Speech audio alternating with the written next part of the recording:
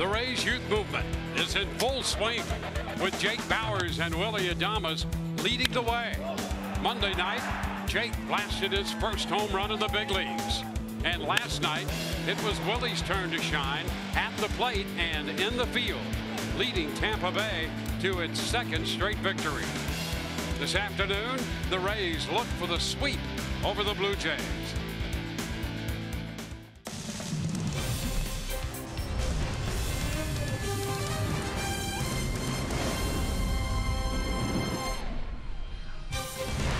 Rays have won 3 of their last 4 on this homestand, including the first 2 games of this series against Toronto. And so this afternoon, the Rays look for a sweep in Game 3 of this series between the Rays and the Blue Jays. Hi again, everyone. Welcome to an afternoon of Rays baseball with Brian Anderson, Dwayne Stats. Great to have you looking in. Well, youth is being served here for the Rays. They've had 15 rookies at various parts of the season play for them, and they currently have 9 rookies, and we have seen a couple of them here the last couple nights. Jake Bauers for one, and Willie Adames last night. He will be in the 3rd spot today in the lineup. Yeah, and the little bit that we've seen from Willie Adames, there is an awful lot to like. You go back to his first time here with the Rays. It was a short 3-day stint against the Boston Red Sox. 2nd major league at bat. How about let's take a look at his power off of Chris Sale, no less. Gets a fastball out over the plate, hammers it for his first major league home run. You want to talk about hit for average? How about last night's ball game? A 2-hit game, including a double out into left. And then you think about him defensively, getting an opportunity to show a little bit of his range here, some smooth lateral movement, and a very strong throwing arm. Tell you what, the future very, very bright for Willie Adames. And while youth is being served here for the Rays, oh, by the way, there's a battle for the catching spot on the All-Star team. And right in the middle of that is the Rays catcher, Wilson Ramos. Rich Hollenberg will give you all the numbers, what we might expect when we come back.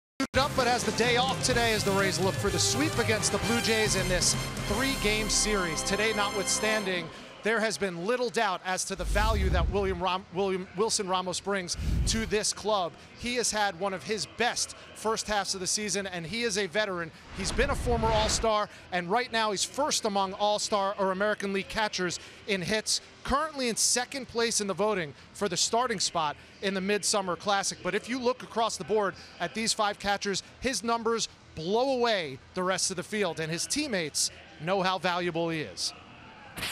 Things he does behind the dish and at the plate with the bat, and in this clubhouse, he's a great teammate, a veteran leader. He takes pride in his work, and he's a competitor. So, you know, having a guy like that in the clubhouse and on the field is, you know, it's fun to watch and fun to be a part of. The way he goes every day, I mean, you know, he's an all-star. You know, he's an all-star caliber player. And the way that, I mean, just personally, me throwing to him, how comfortable I feel, that says a lot right there for me, just for the kind of player that he is. So I'm pushing for him to make it. I think he's one of the best out there, so I guess we'll have to see what the fans think. And Rays fans, you can help. Go to RaysBaseball.com/vote and let the Buffalo roam to Washington for the All-Star game coming up next month. 3.5 minutes to go before first pitch in the getaway game between the Rays and the Jays. On the other side of this break, it's Dwayne and B.A. with the call. Rays baseball coming up.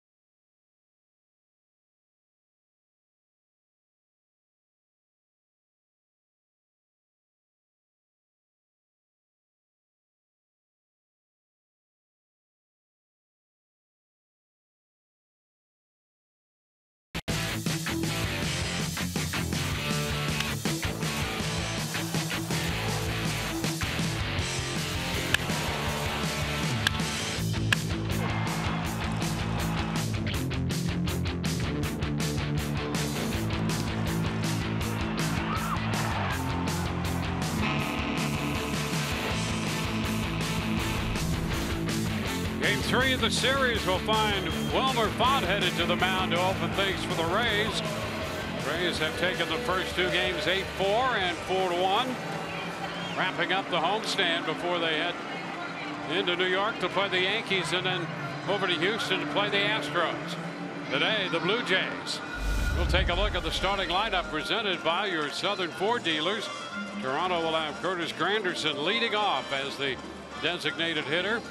Justin Smoke will hit second and play first base, hitting in front of Teoscar Hernandez. Jan Jarvis Solarte will hit cleanup, followed by Kevin Pillar and then Russell Martin. Randall Gritchett is the right fielder. Aledmus Diaz will be at shortstop. Gio Urshela is at third base batting ninth. Well, taking the mound this afternoon for the Tampa Bay Rays, right-hander Wilmer Font. And scouting report on him, and this should not be taken lightly, a season ago with Oklahoma City, he was the Pacific Coast League Pitcher of the Year, 178 strikeouts in just over 134 innings of work. And then you start to wonder, is he a steal for the Rays? He got off to a really bad start with the Dodgers, moved on to the A's, had a rough go with them. Rays were able to pick him up in a trade, and we've seen certainly he's got good enough stuff. Will it translate? Well, the 1-0 pitch to Granderson is in there for a strike, and so the count is 1-1. Well, good stuff indeed.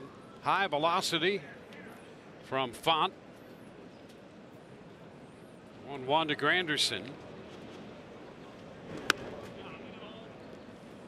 Now 2-1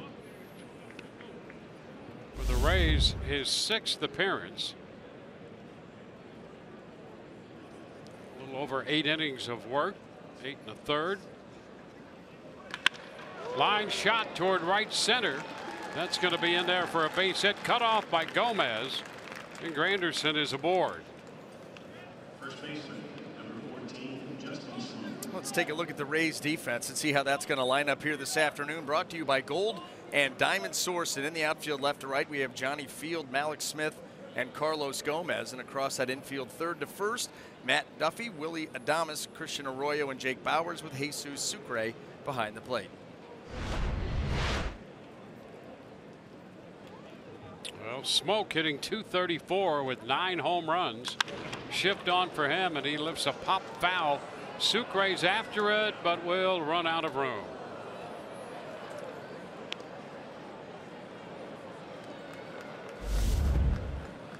Smoke, the switch hitting first baseman. And against right-handed pitching this year from the left side, Smoke hitting .200.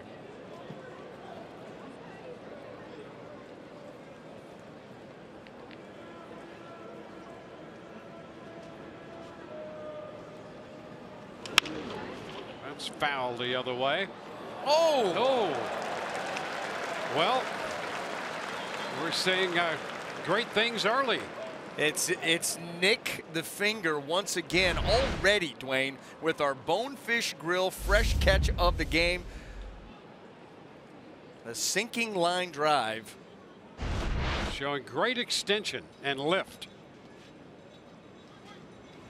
You know, his 1 and 2. His job down there to protect the Toronto bullpen, and he's just robbing line drives that protecting nobody, protecting empty seats. It's a professional. Instinctive. And you know what? As we saw last night, good to his left, good to his right. Yep. Oh, pickoff attempt, bounced in. It'll be picked up by Arroyo, and they are actually Adames with that shift. Here's the pickoff attempt going awry. A short hop that's able to get over the top of Jake Bauers' glove. Skips right over the top. Willie Adames in that shift, close enough to track it down and keep Granderson at second. So a man in scoring position, and Adames backs up a little bit. A few more steps out there in short right center.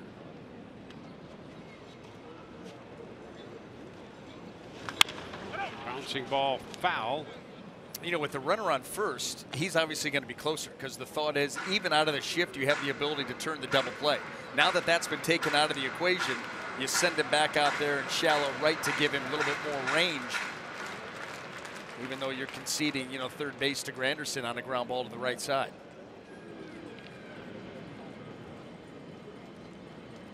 Opening base hit, the throwing error. Granderson at second. Smoke fouls this one out of play.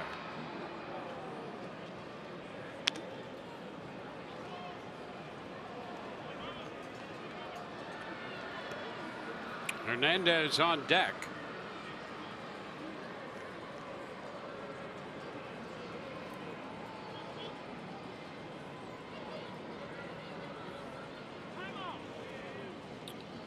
Time requested by the Rays catcher Sucre.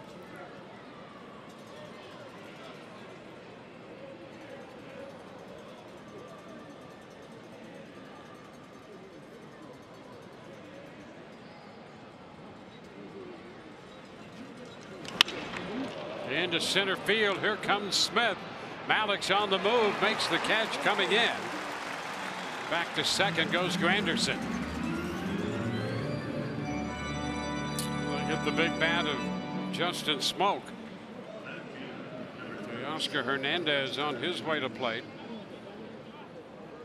The leadoff spot here Monday, he had a couple of hits, including his 11th home run of the year. Yeah, he took a fastball that was down and in and shot it all the way out to deep right center field. That was off Ryan Yarbrough.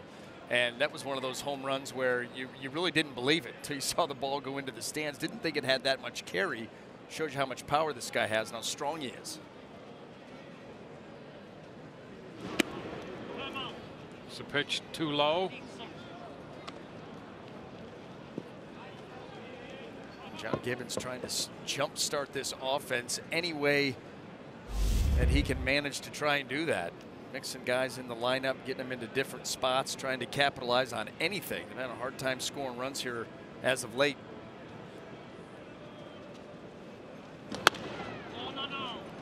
And that's a ball upstairs at 94. But with that four-seamer, easily 95 plus.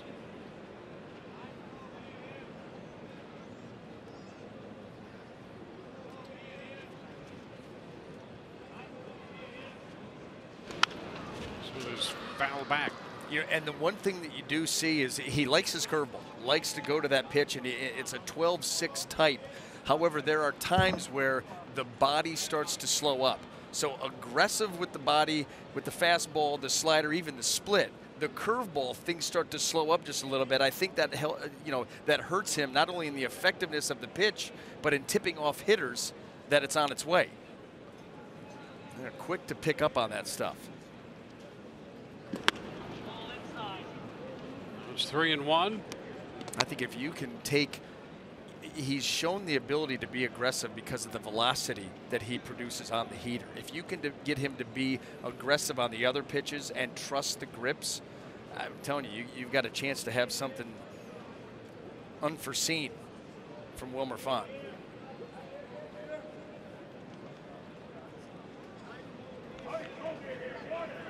(3-1). And he slowed it down right there and missed with it. Well, that was an example of it right there. Really slowing down and becoming very cautious and methodical with that curveball. Not nearly the same body language that you see from the fastball. Kind of eases it right there and kind of trying to toss and almost cast that pitch into the strike zone instead of letting it rip out in front. So a bit of a spot here, and here's Solarte. He's the only guy who really has much history against Font with 2 at-bats, and he is 1 for 2. That hit a home run.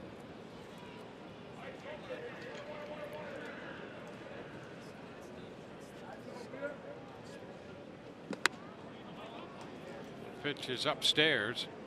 The fastball, 1-0. And here with 2 men on, 1 out and a 1-0 count. Font will get a visit from Kyle Snyder, the Rays pitching coach. You know, and I'm sure that he is seeing the same things from the side that we're seeing from up here. Well, there's no question about that distinct difference here with that breaking ball. Even saw it on the one split that he threw too. Yep. And we have not seen it on that pitch in particular, but gets very deliberate and the body slows down. It's not that same explosion towards home plate. And like I said, that will limit the effectiveness of the pitch. It will also tip the hitter off. And if you do leave it out over the plate, he knows what's coming. Yeah, that's just giving a hitter more information to try to make a decision with.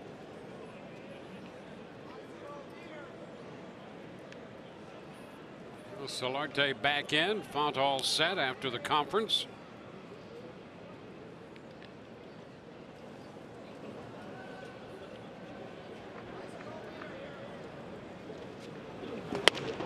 That's a strike. 1-1.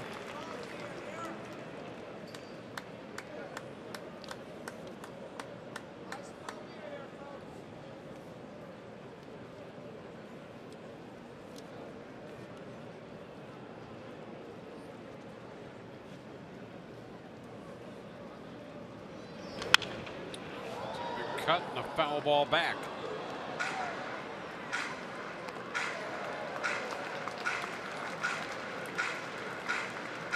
Font faced this Toronto ball club back on May the 20th when he was a member of the Oakland A's staff.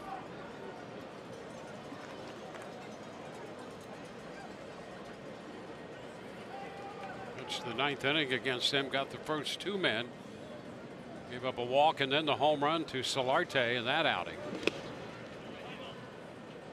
Slow 2-1. He finished the inning allowing the 2 runs on the Solarte home run.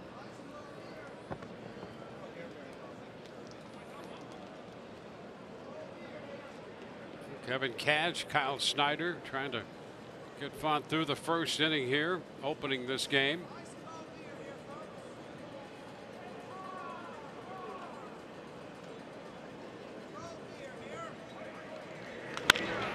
Bounce foul through the coaching box and beyond.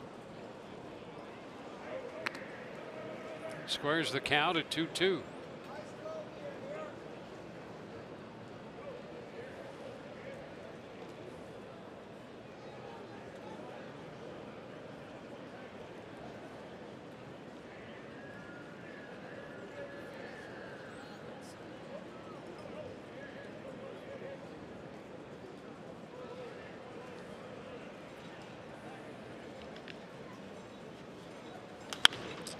Fouled again.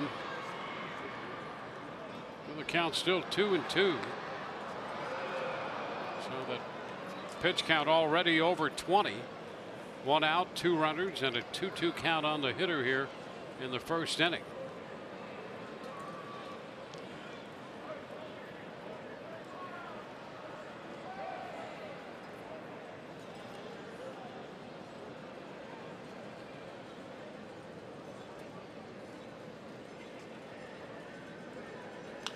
Ground ball back of first, backhanded by Bowers. He'll make the play with the runners advancing. Granderson goes over to third. Hernandez up to second base. And Solarte is out number 2. Another nice byproduct of the shift is it allows you to play your first baseman. You know, Jake Bowers a little bit closer to the line.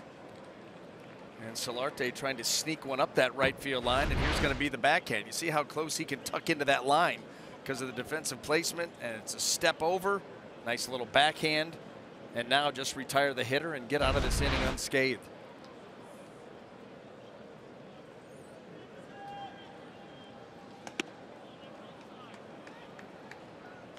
Pilar takes that first pitch. Want to know the count? Pilar 262 on the year. 2 men in scoring position now. And that one just missed a fastball a little bit wide.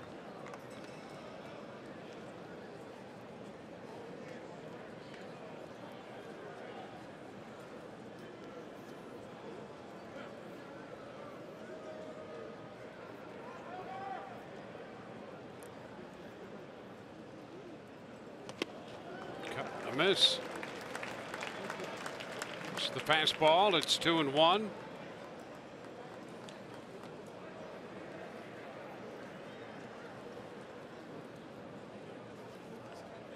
Font worked 2 1/3. Opening for the Rays, and Matt Andriese in the Seattle series gave up a couple runs on 2 hits. Now it's 3-1.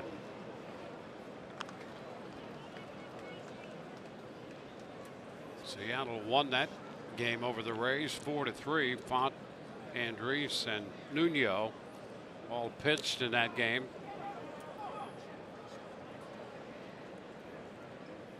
3-1 to Pilar.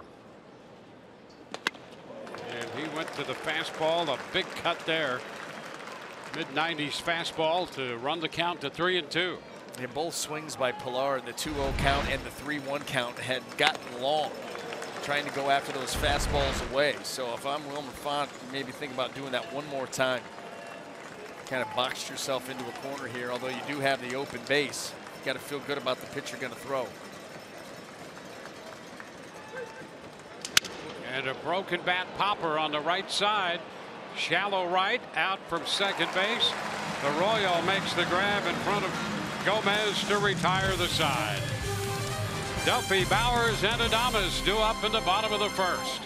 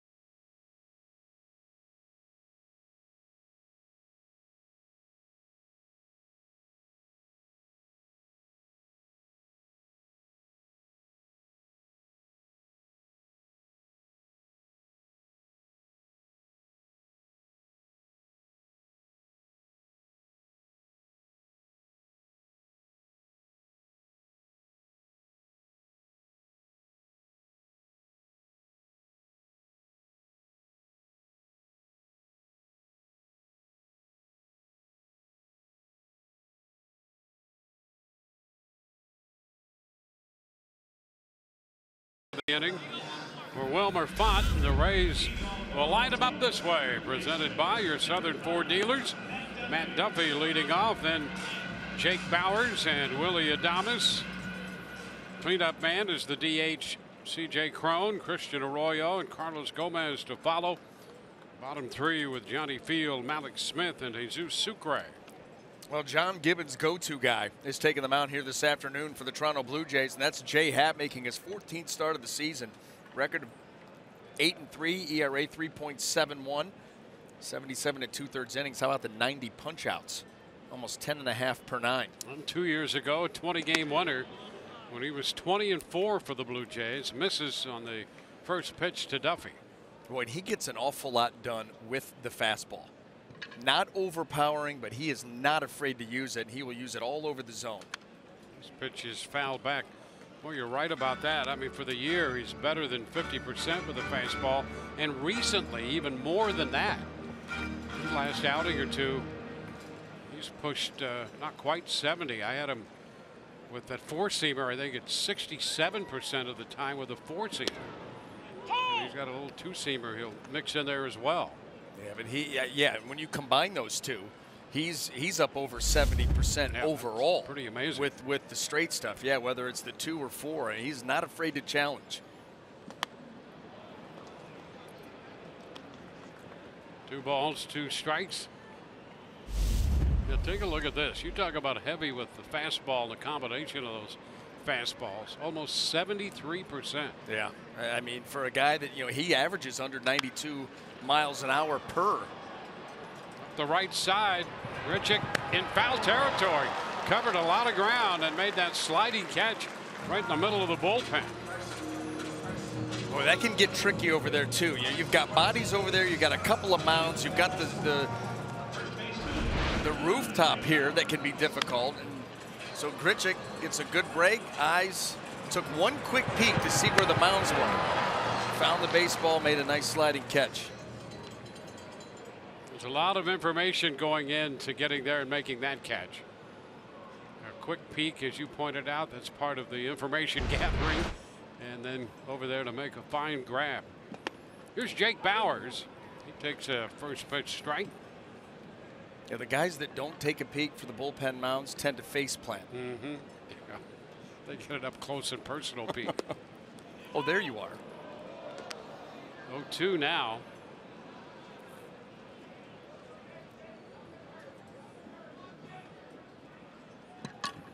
Bowers has that first big league home run out of the way. That Pitch up, and he fouls it back. Take a look at Jake the last 4 games, 3 doubles and a home run. Driving in 3 and scoring 4. Also thought he had a stolen base last night, but they have changed that. A little tapper foul. As it turns out, no one really knew this, I think, until 10:30 or 11 o'clock last night, that a balk had been called. And so his move up came on the balk. So no steals.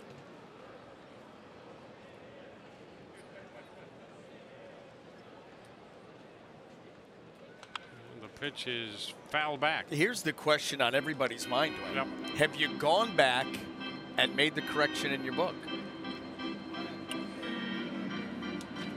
I thought about it. I haven't yet. I turned back and looked, and we'll have to do that. Erase that SB. Because you never know. Years later, you might want to go back, whether that was a stolen base or not. So you want to make it as accurate as possible and address it in a timely fashion. Well, when you're getting ready to induct Jake into Cooperstown, There you go. you want to get that first stolen base correct. Ooh, tapper foul. Well, it was like that big controversy we've been discussing the last couple days, whether Babe Ruth had 714 or 715 home runs. Well, we know for sure that he had 715, and the people rejected that number. They wanted 714. That's the number. It had been 714 for so long. It's a hot shot foul up into the seats down the right field side. You know, and it was funny because all of that came about from an article that I had read, and you started to learn, because the article sprinkled throughout all of the different rules that Major League Baseball has had over its time. Yeah. Fascinating. Yeah. Stuff you never heard of. But you ground rule doubles that were at one time home runs. Yeah. Ball bounced over the fence. It was a homer. Absolutely. Hit the foul pole. It wasn't. It was a double. That's right. 7 consecutive foul balls here in this at bat by Bowers. And think about how he fell behind 0-2. That's pretty impressive, because he's been fouling balls off that are all over the zone and all different speeds. And this one, a little roller right side, and Happ can't pick it up. For a moment, you were wondering if that ball might have been foul off his foot, but it did not make contact. And Happ, after throwing all those foul balls, got over, tried to pick up that slowly hit ground ball and couldn't pick it up. How in the world did this not hit him? This ball's so far in off the plate, and I'll tell you, Jake does a great job of keeping his hands in. How they got inside that baseball, that's extremely difficult. And then here, Jay Happ trying to just do a little scoop.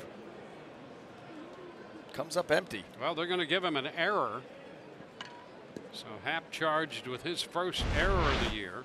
That ball off the bat into the batter's box before it came out fair. Thomas fouls one back. How about this? So this ball is so far in and tailing in. Watch where it hits. Right there. Yep. There you go. In the batter's box. Get off me.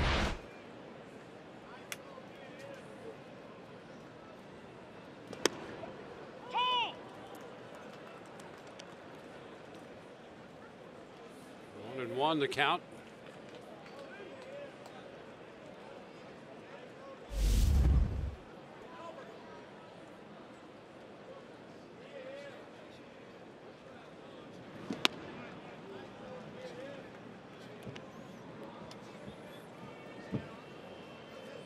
One and 2.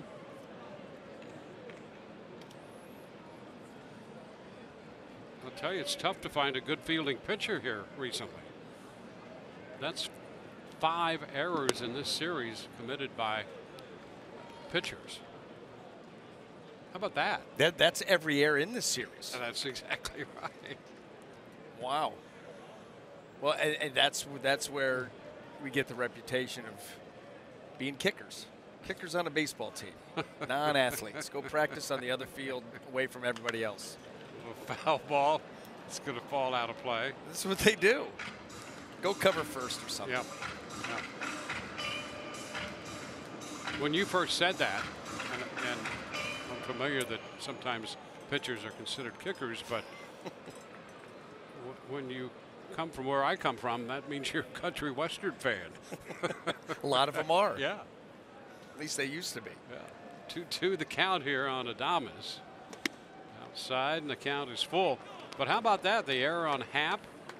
There was an error on Font in the top of this inning. The error we're talking about last night on the move up by Bowers, right? Yep. The throwaway after the balk. That's a double whammy. Yep. That pitch is a strike on the inside corner. Adames caught looking. That's the second out. Bowers remains at first. You know, he caught Willie leaning, caught him looking out over the plate. You see those legs trying to get out of the way. Throws that little comeback two-seamer and may have been just off, but close enough to call, and Happ gets it.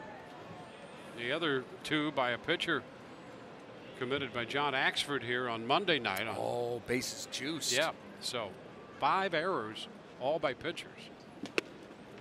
And a strike to C.J. Cron. Both of these teams after the game should have a quick 15-20 minute PFP exercise. Yeah, all the pitchers will love that. All the pitchers. Oh, man.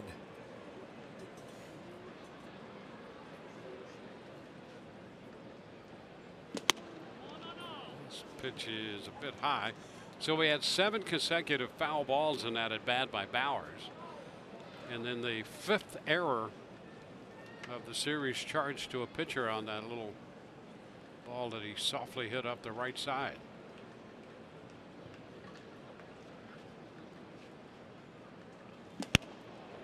Cut and a miss, now 1-2.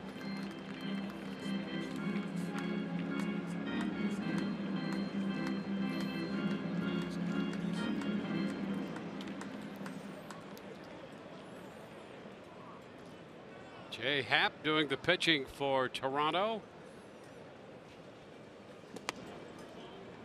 And now it's 2-2 to Cron.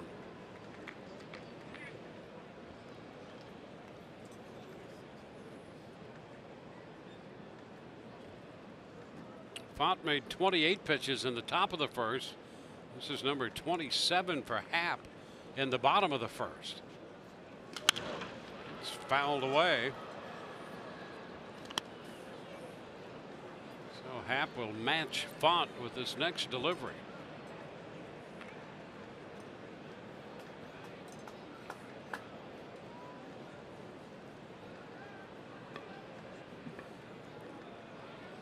Two count.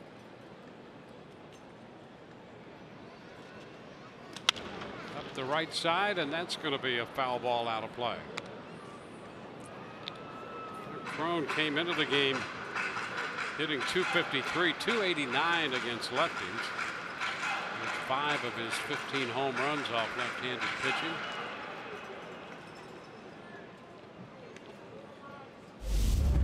And he's 2 for 13 in his career against Happ. One of those hits a home run. The 2-2. Pops it foul again. Tell you what, you know, regardless of whether the Rays get on the board this inning, and you would certainly love to see that, you make a starter work like this right out of the gate, you've got a chance to really shorten his outing and get into, you know, an uneven bullpen. All the while, maybe being able to get to Happ, but certainly making him work hard early. 2-2, a cut and a miss on a fastball. And the Rays are out. They leave a man, do not score. On to the second, 0-0.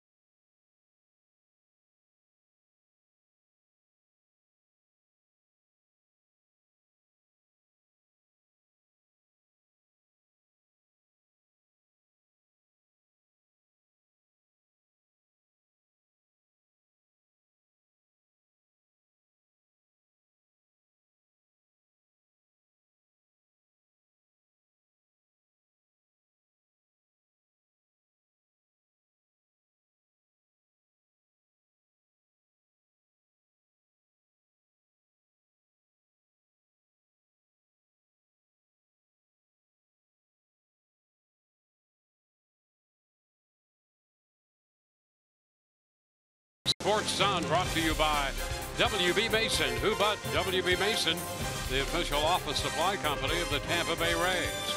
And by Geico. 15 minutes could save you 15% or more on car insurance. Here's a first pitch strike into Russell Martin.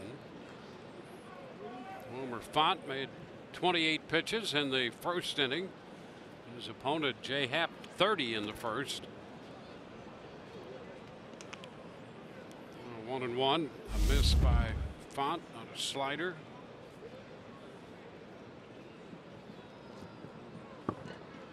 Jay Happ, after that extended first, facing only 4 hitters.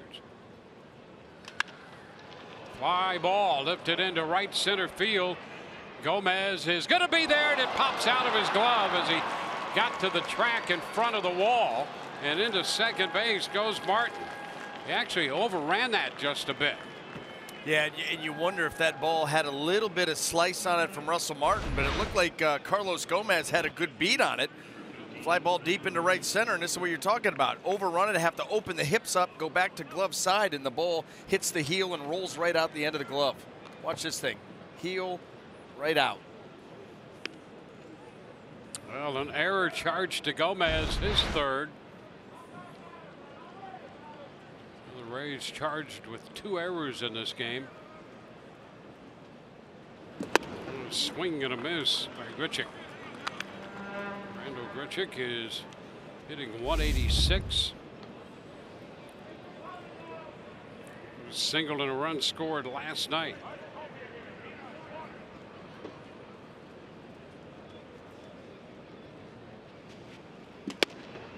Now, fastball called strike 2. So for the second straight inning, Font working with the leadoff man reaching. It's Martin at second.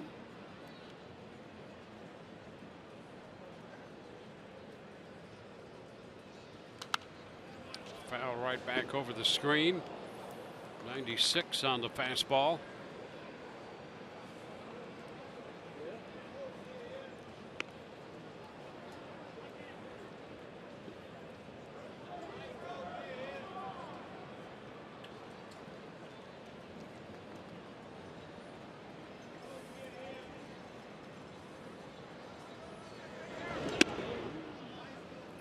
The breaking ball, curveball again, and same thing.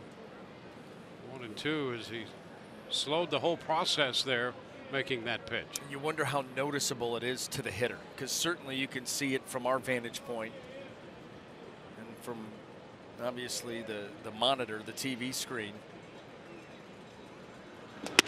See how aggressive right there the finish was. And it seems that there's just just as he's starting to really rip towards home plate, things have a tendency to just slow down a hair on the off speed. And that's fixable. You know, you go in with the off speed pitches with the mindset of a fastball. You're thinking fastball and just letting the grip do the work.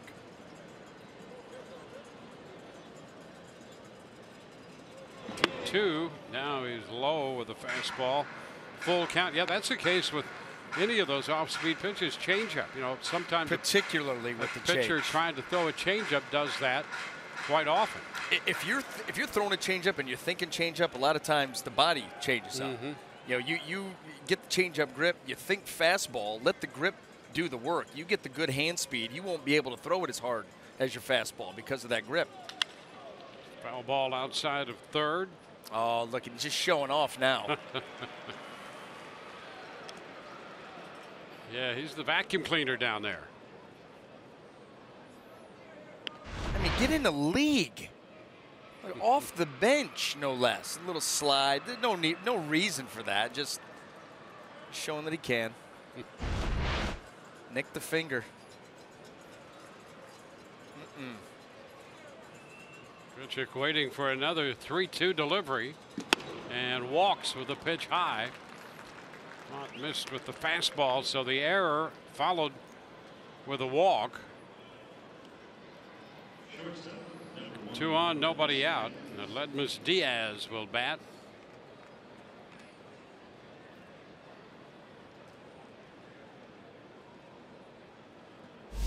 Diaz hitting .228. A hit into right field against the shift last night.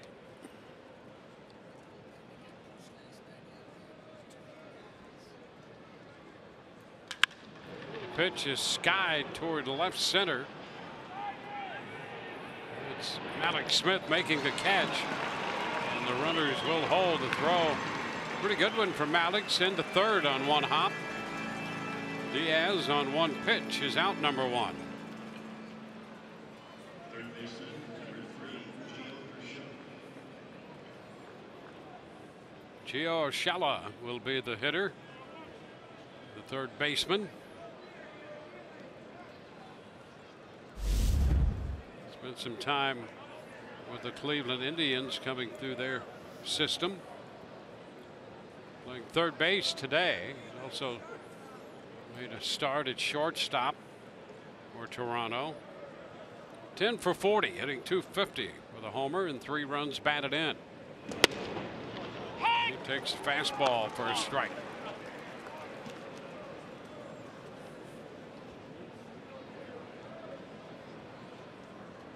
Urshela from Colombia.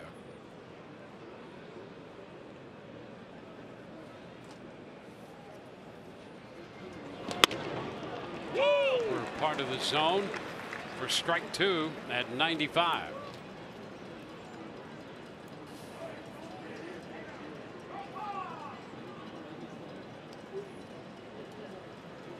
Font out of Venezuela, facing Urshela out of Colombia. And he let up on that one. Down 1-2. No, like I said, the good thing about it is it's very fixable.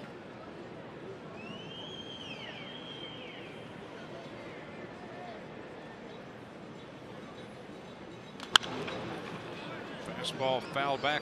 Well, you see that right there. You see that 96, and you see the other pitches. Yep. And if you could smooth that out a little bit, the Rays think they may have found something here.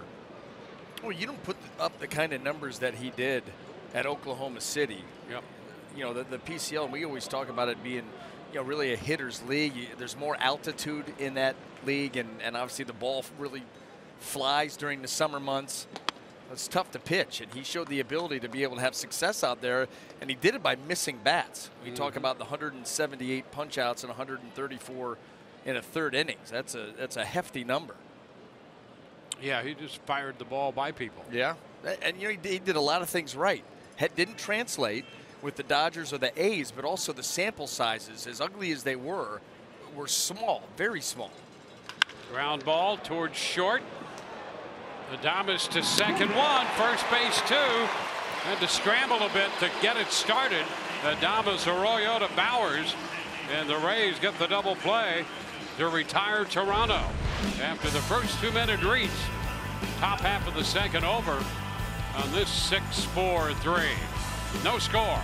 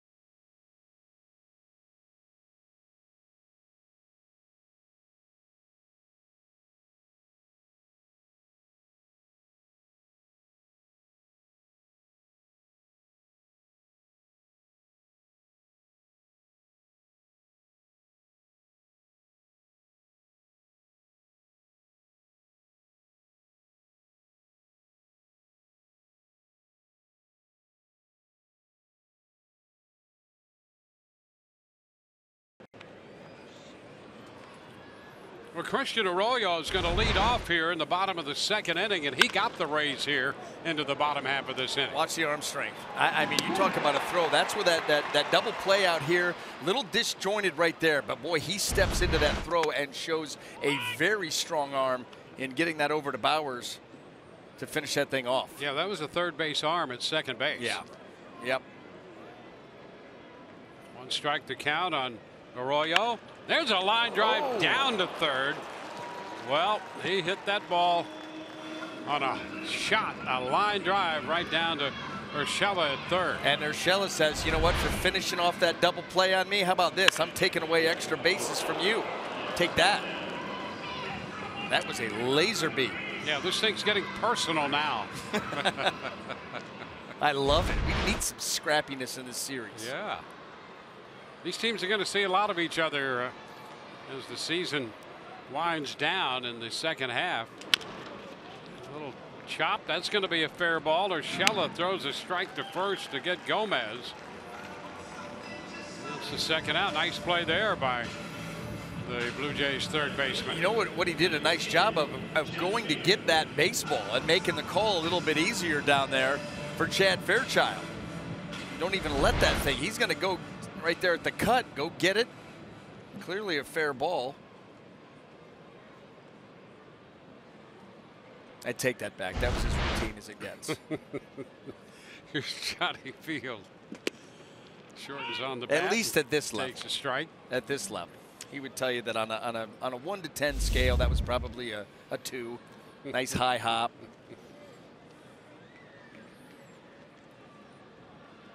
Pitch is down 1-1.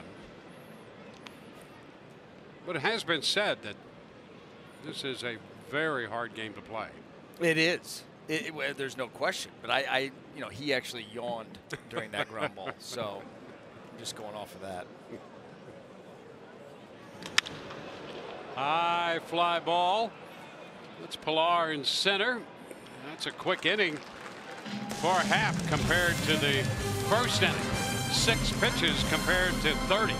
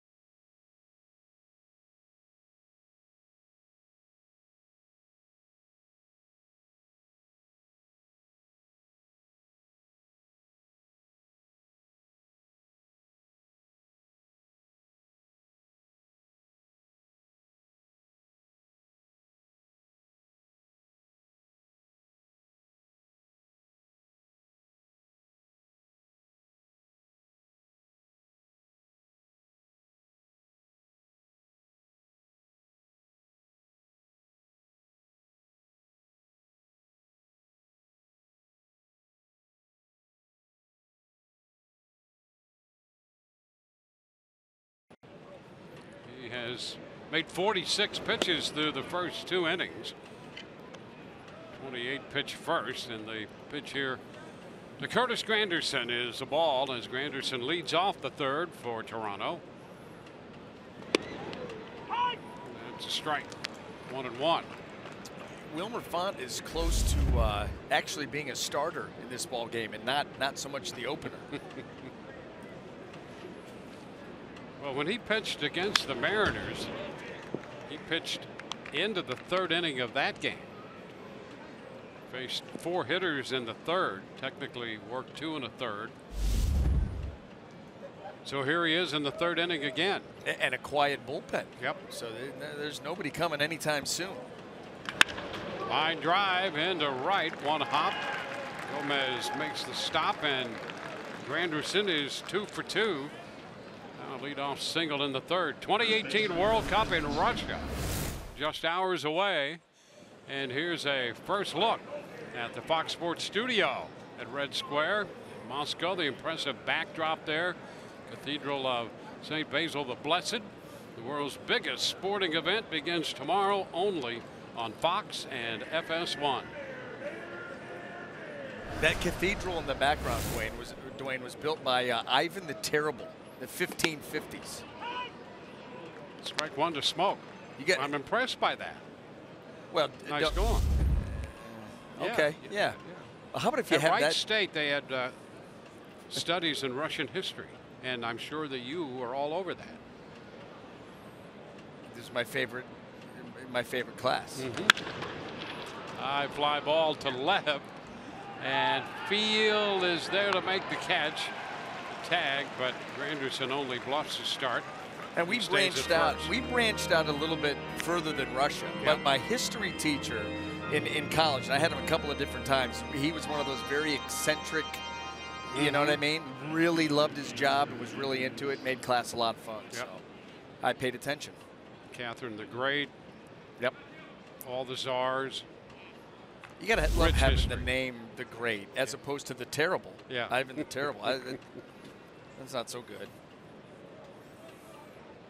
Luis Hernandez, Teoscar Hernandez, 1 on, 1 out. And the first pitch is a strike. That was my nickname the short time I spent out in Kansas City. The Great or Brian the Terrible? Really? Yep. It was the Great in 03. Yeah. Then I became the Terrible in 04. Well, life will do that And to you. 05 it does. It goes fast. It happens quick.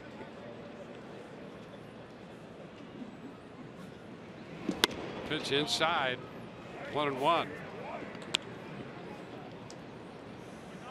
There are a lot of things that could follow the. Depends on what happens to you. You can get humbled in a hurry. Yeah.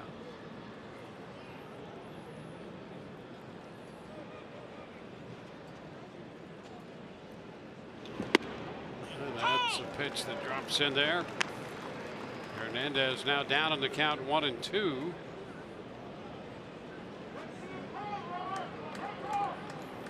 The 28-year-old right-hander, Wilmer Fine.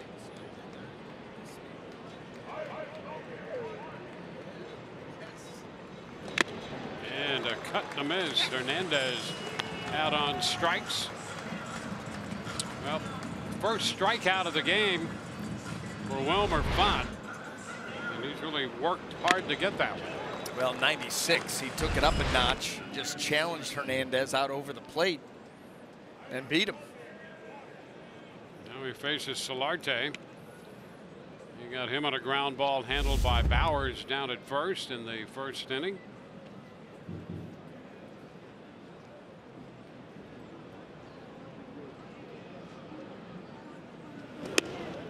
It's way wide.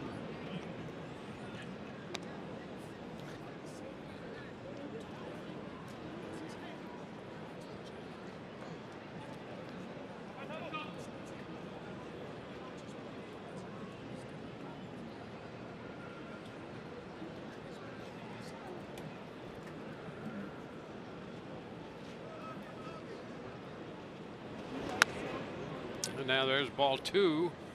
Again, up and away to the left-handed hitting Solarte. Solarte is a switch hitter. But when you see guys like Wilmer Font who are close to being over the top with their delivery, if you're starting to fall off just a little bit too soon, that is exactly what you're going to see. You never let the hand get out in front while you're tall over the rubber. There's a pop-up. Left side of the infield. Duffy in near the mound makes the catch. Leadoff single. Granderson left aboard. No score through 2.5.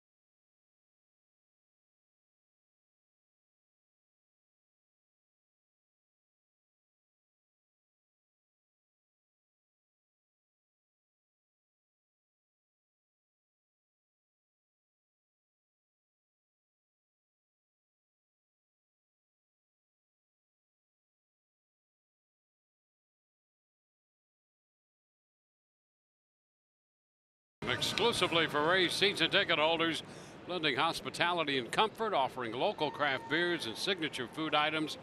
The premier destination area, Tropicana Field, exclusively for Rays season ticket holders, the Republic Bank Draft Room. Call 888-FAN-RAYS for information. Alex Smith opens the bottom of the third. Takes a pitch down. You know what was great about that read right there, the Republic Bank Room? Yes, the shot of the peanuts, the in-shell peanuts. Mm-hmm. That is such a baseball staple. Yep. Gotta have it. Oh. I bought a couple of bags of those for Yep. the games that I was off and just crack them and eat them. Mm-hmm. Yeah. Keep you busy. It does. It does. Always have to have something to do. Sure. Matt Andriese now up in the bullpen, and he was counted on to follow Font to the mound. Font has given the Rays 3 innings. We're talking about that between the half innings here in the break, as Font stayed on to work the third, and the second hitter in that inning was Justin Smoke, who has been very successful against the Rays right-hander in the bullpen right now. This pitch is fouled out of play against Matt Andriese. Smoke had some pretty impressive numbers, 6 of 8 with a double and 2 home runs. So Font stayed on, worked the third, and now Matt is up and starting to loosen in the bottom of the third. You know, and it really it then allows for Matt Andriese to be able to go out and throw 3 or 4 innings and only face Smoke once. Mm-hmm. You pitch around him. You know, you may not see him until your third inning. There you go. And if you do that, you get 3 or 4 out of Andriese. He faces the guy who hits him better than anybody else in this lineup only once. And then you say, hey, we've got a couple innings to cover. You hope you've got the lead and try to sweep. Bring in some of those guys throwing triple digits. Tapper, it's going to be a fair ball and handled by Smoke. Now watch. It'll be completely different. We think we have it all figured out. Well, here's the thing. We've got the right idea. Mm-hmm. The problem is if Matt Andriese is going to face Justin Smoke in what would be his third inning of work, provided he starts the next half inning, he's going to have to go 1-2-3, 1-2-3, because Smoke hits 7. So you could see him in the second inning, but then not again until you've just got a chance to minimize that potential matchup. Sucre, pitch is a strike. Well, all you can do is manipulate a situation where you have a chance to maximize what you're doing strategically, trying to put yourself in a position to win. Yeah, there you go. Nice plug. 0-2 the count. I like it. A 2-strike count on Jesus Sucre. It's wide, 1-2. It is fascinating, though, this whole concept of the opener and all of the different ways that we've seen it used now. You know, Font going at least 3. We'll see if he goes back out or if he's done. Down to third base. Urshela with the throw on the money right across the diamond. 2 gone. Because the general idea you heard a lot about, 3 to 6 outs. 3 to 6 innings. The first time that this really got a lot of publicity was Sergio Romo in Anaheim. You could make the case the Rays had done this way before that, with Andrew Kittredge and some of the other things. But that's when it really hit the national discussion. And the first time was 3 outs. It was 3 punch outs, by the way, by Romo, and there you go. But that seems to have been the rule of thumb, like you said. But today's a little different version. Sure. We have to be flexible. Keep them guessing. That's right. 1-1. That's what you do when you pitch. Just keep them off balance.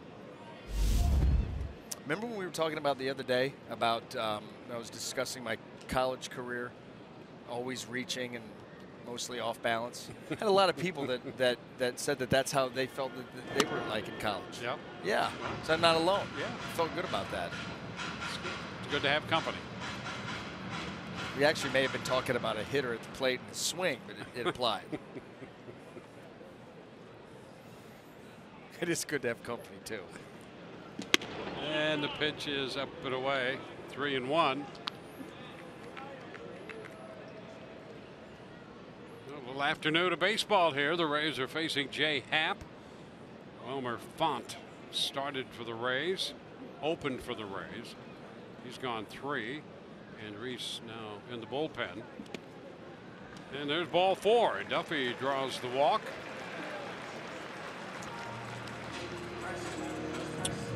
Again today, we participate in the Home Run Challenge. Every home run in this game raises money for prostate cancer research.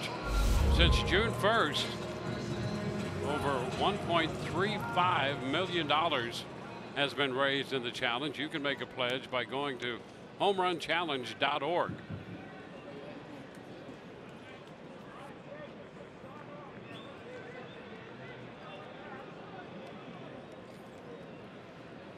Jake Bowers. The pitch is inside 1-0. I don't know who writes those things, but there was a little typo in that one, and fortunately was able to see it a line ahead. There's been $1.35 million over that raise, but that actually said $1.35 has been raised. So there was. Well, you got to start somewhere. Well, it's been going on a few days. So. 1-1 to count. Bowers reached on the error. Rookie first baseman off to a good start in his big league career.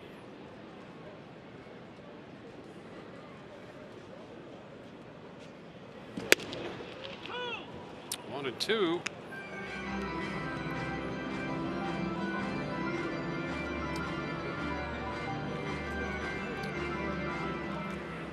Willie Adames on deck, hitting behind Bowers. Duffy at first, drawing the 2-out walk.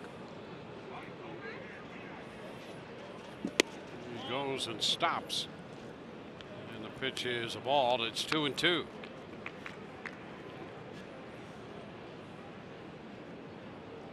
Bowers has looked good, and he's had good at bats even against lefties. He's 22 years old.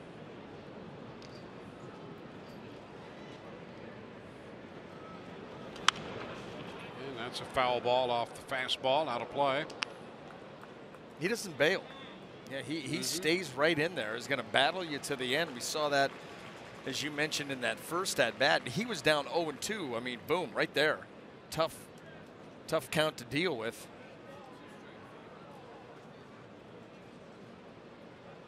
Well, he has a 2-strike foul in this at bat, and a line drive base hit into right. Duffy's going to stop after rounding second, and the Rays pick up their first hit of the game. Bowers on that 2-2 pitch lines it into right. Yeah, a really nice job of the situational hitting, fouling off tough pitches, giving yourself a chance, not trying to do too much, and then a mistake finally made there by Happ with the 2 strikes out over the plate. And he's right down and through it. Nice, pretty swing, extending this inning and giving the Rays here a two-out opportunity. Willie Adames steps in, scoreless game. 2 men on with 2 men out in the third.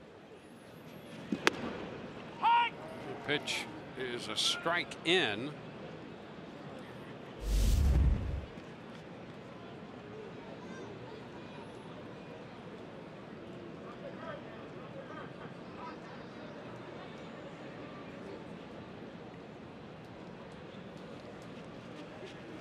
Upstairs or that way.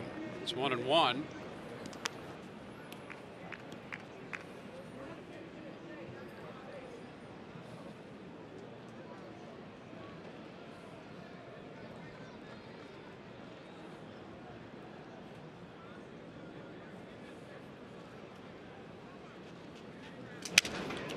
A broken bat. Foul ball toward the dugout, and it's now 1-2.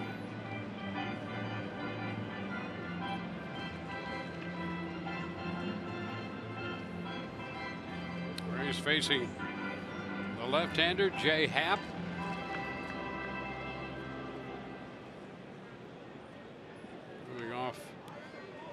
outing over Baltimore his last time. On the 8th, he pitched 2-hit baseball for 7 innings, gave up 1 unearned run, and picked up his 100th career win. Pitch is high. 2-2.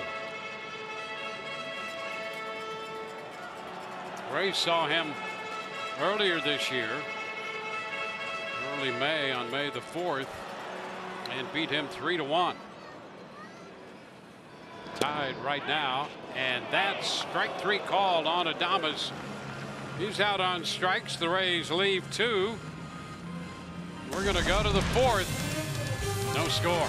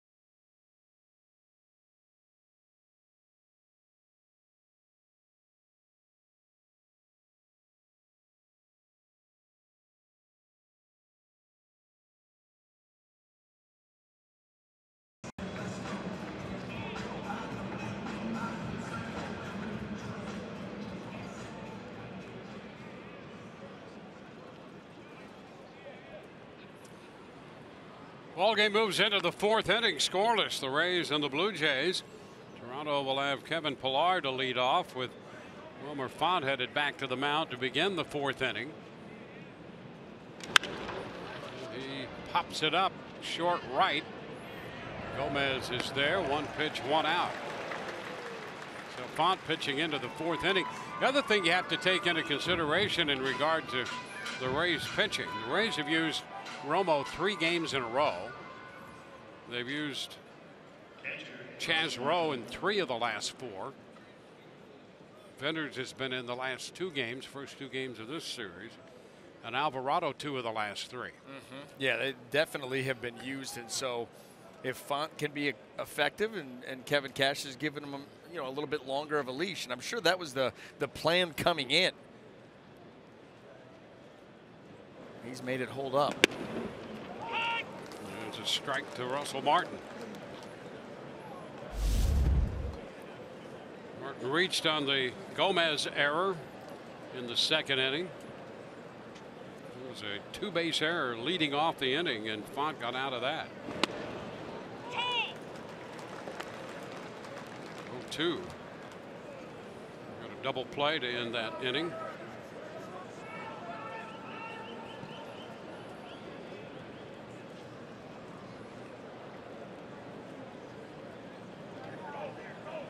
One out, base is empty. Grichuk will be next.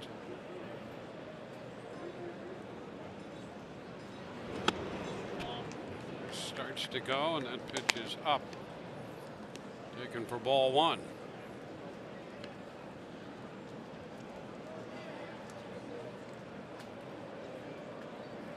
.63 pitches right now for Font. He misses there. It's 2-2.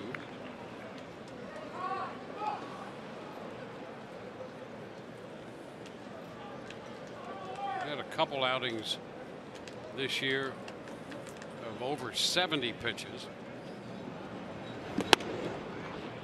And he's high with that pitch, and the count is full. 65 right now. He made 72 pitches on May the 7th and 74 on April 2nd. So the Rays pushing him to his limit here, and he walks Martin, missing high on the last 3 pitches. And Kevin Cash poised, and now he's going to make the move. So 1 out walk, and that's going to be it for Font. Call to the bullpen. Brought to you by the Florida Lottery.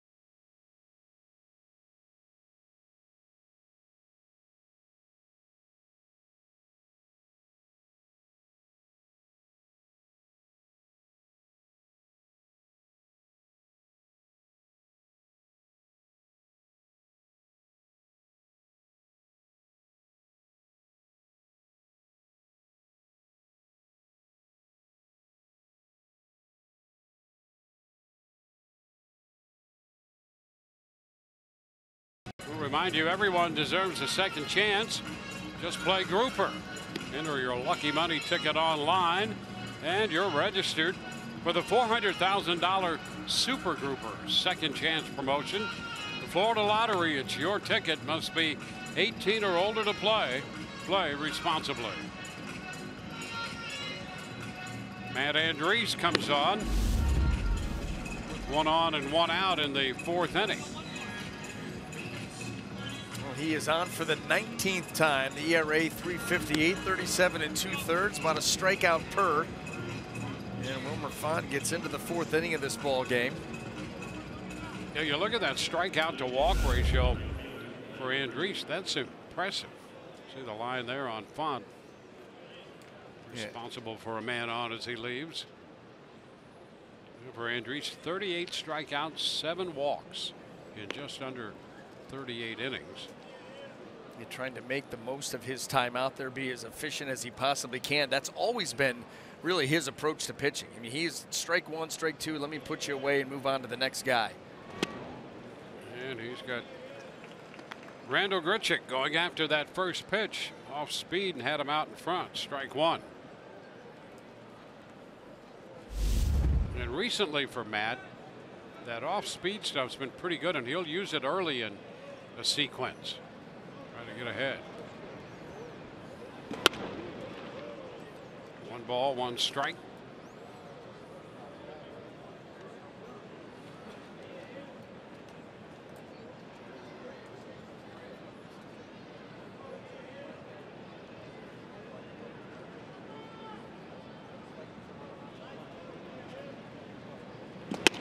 There's a strike.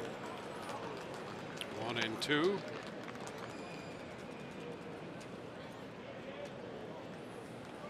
Font started, now Andriese. Toronto with base runners in every inning. The Rays with runners in 2 of the first 3.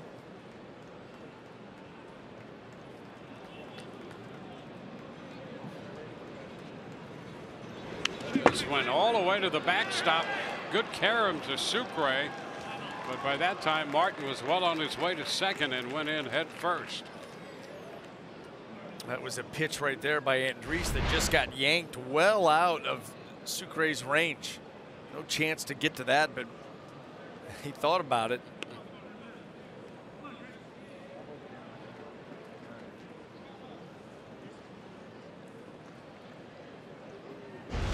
Just kept moving away from Sucre, and couldn't get the mid over there in time. So a man in scoring position again.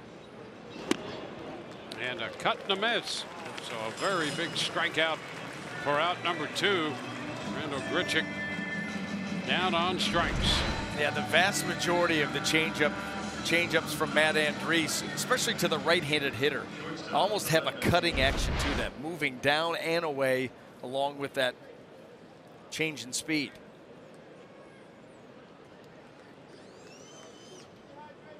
Ledmus Diaz up here. 2 outs with a man at second.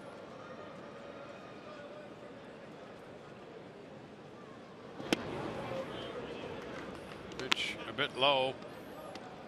1 ball, no strikes. He has had a base hit in last night's game. He went 1 for 4.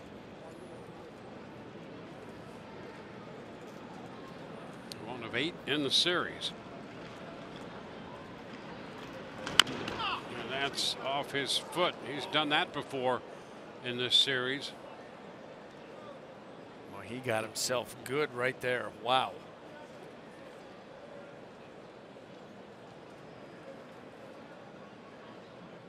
Remember, Diaz fouled that ball off his right knee the other night, and this one gets his left front foot there.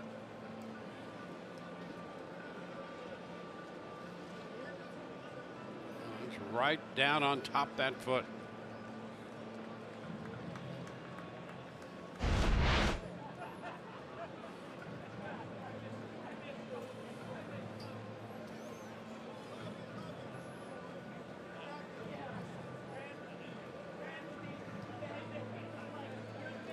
Gibbons out there talking it over with the plate umpire Doug Eddings.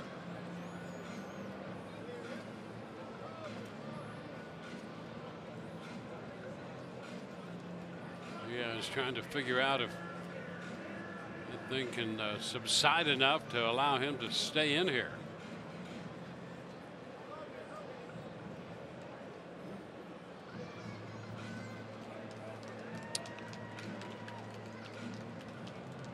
The other night when he fouled that ball off his knee, that's something you don't see very often.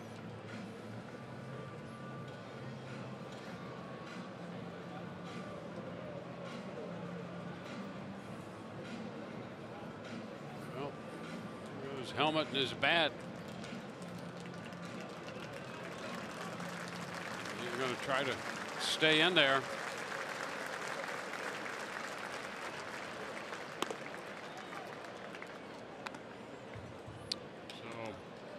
Andriese taking a couple of pitches to stay loose. They give Diaz enough time to recover.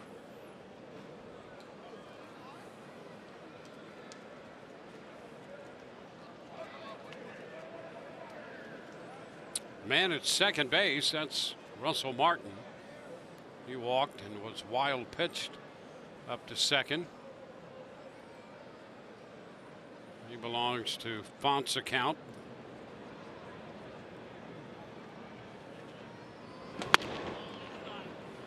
Pitch inside. 2-1.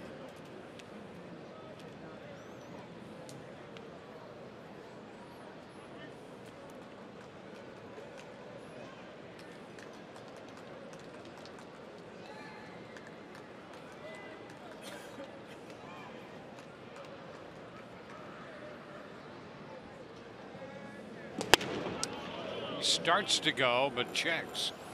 That was a fastball at 93, driven up and in. Let's take a look. And holds off. He wanted to swing, wanted to get a fastball 2-1, got it, just not to his liking as far as where it was in the zone. Actually, out of the zone.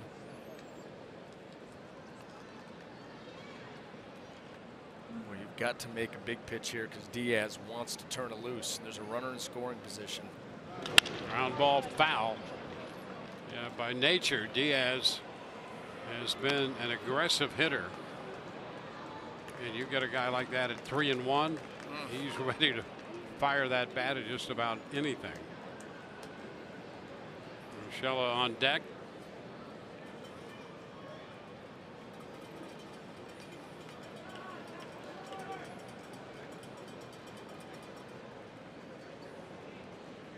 2 outs, a runner at second, and the count to Diaz is full. Andres loses him. Missed with the pitch inside. That's a second walk in the inning issued by Rays pitching, and it gets Urshela up here.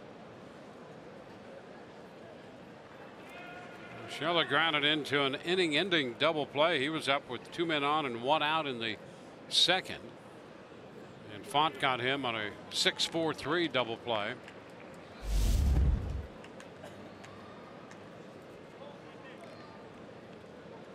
He's 10 of 41 for the year.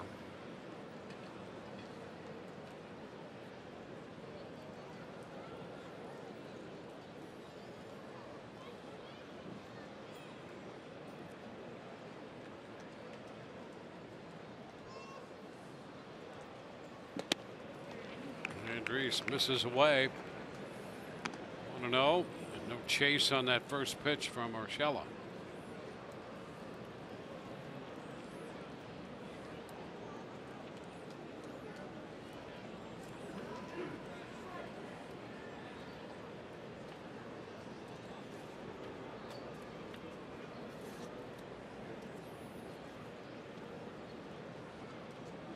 Walks have put the runners aboard, and the pitch is popped up on the right side.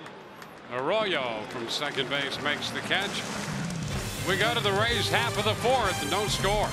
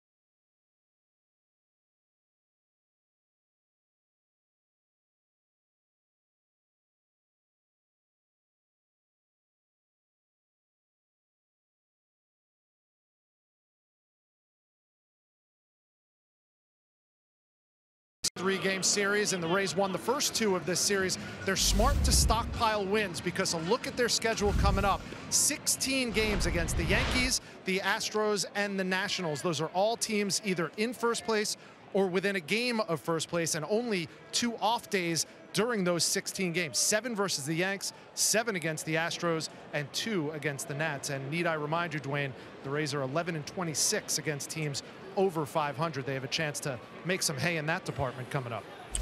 Well, they certainly do. They're going to be challenged. There it is, below 500, 20-9.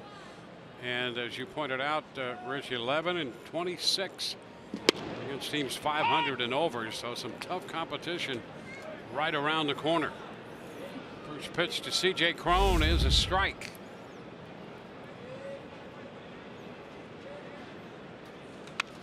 You know, and the interesting thing too is just when you think that maybe some of these teams, you know, overlook the Rays and you can catch them, you know, at a down moment, take advantage of that. The Yankees will not be looking over anybody because of the Red Sox pushing them. Those guys going back and forth night in and night out. And the same thing with the Astros and the Mariners. Yep. And so you're going to get teams that are locked in, not going to take anything for granted at any time. So the Rays are going to have to play their best. Cron on his way back to the dugout, called out on strikes, the 4th strikeout of the game for Jay Happ. It's Christian Arroyo.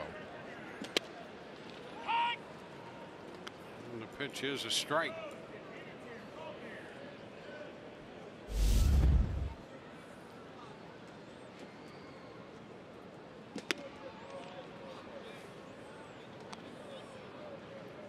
Arroyo came into the game hitting .298. He hit the ball hard his first time, lined to the third baseman.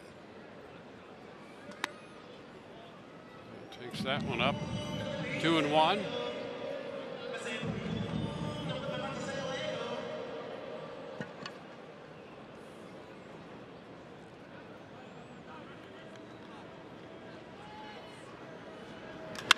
The shot the opposite way. Grichuk turns around and goes to the wall and makes the catch. Grichuk turned around immediately and headed for the wall. That ball was well struck by Arroyo, and Grichuk turned in a very good play in right field. Well, here it is off the bat. You can tell by the contact, and Grichuk just measuring his steps very, very well. Eyes on the baseball. Well, he got a good jump and opened up the right way. He didn't have to turn back around, so you just track that ball right into the glove. Now first pitch strike to Carlos Gomez.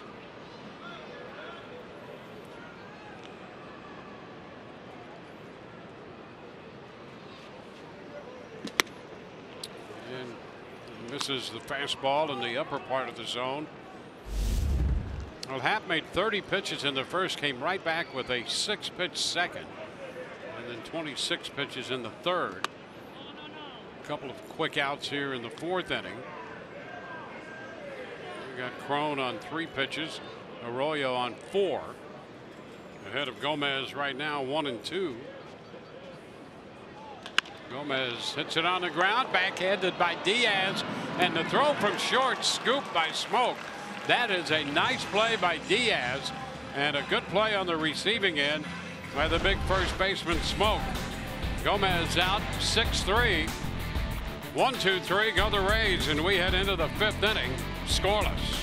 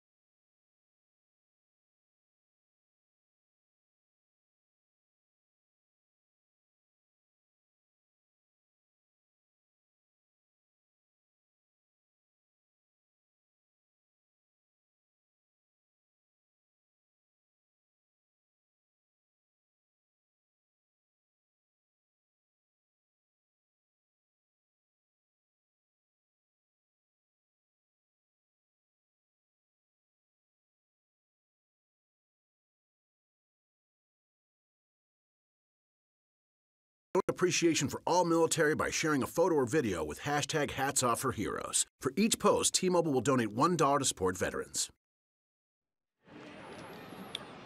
Matt Andriese back to the hill, facing the top of the order.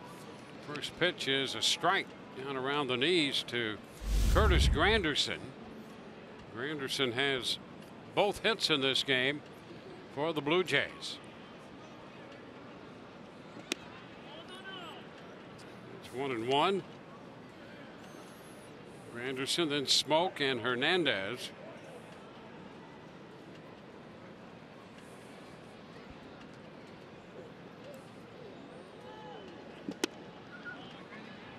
Now it's 2-1. Well, given the history that Smoke has with Andriese, Matt certainly wants to keep Granderson off the bases with Smoke on deck.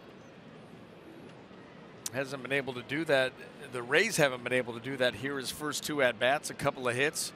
Was 1 for 2 last night before being lifted for a pinch hitter. He's out in front and over the off speed. 2-2. No, that's all coming off the heels of his Sunday afternoon where he had 6 runs driven in coming into this series. So he's swinging the bat very well right now.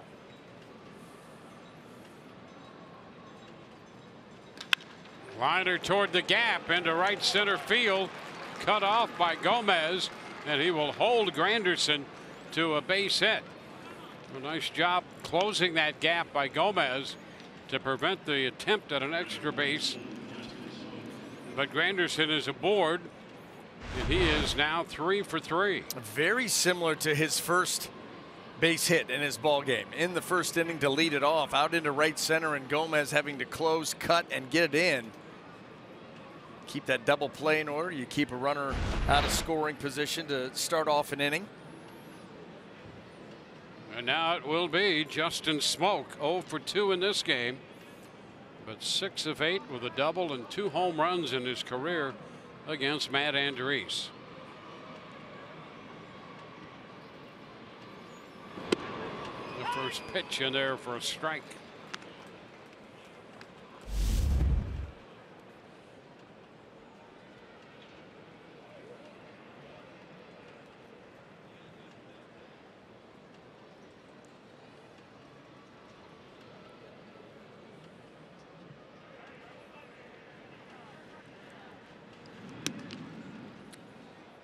Anderson aboard with the leadoff single.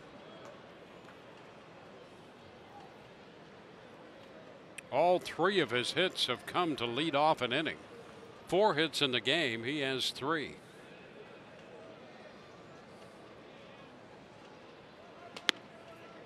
It's away, 1-1.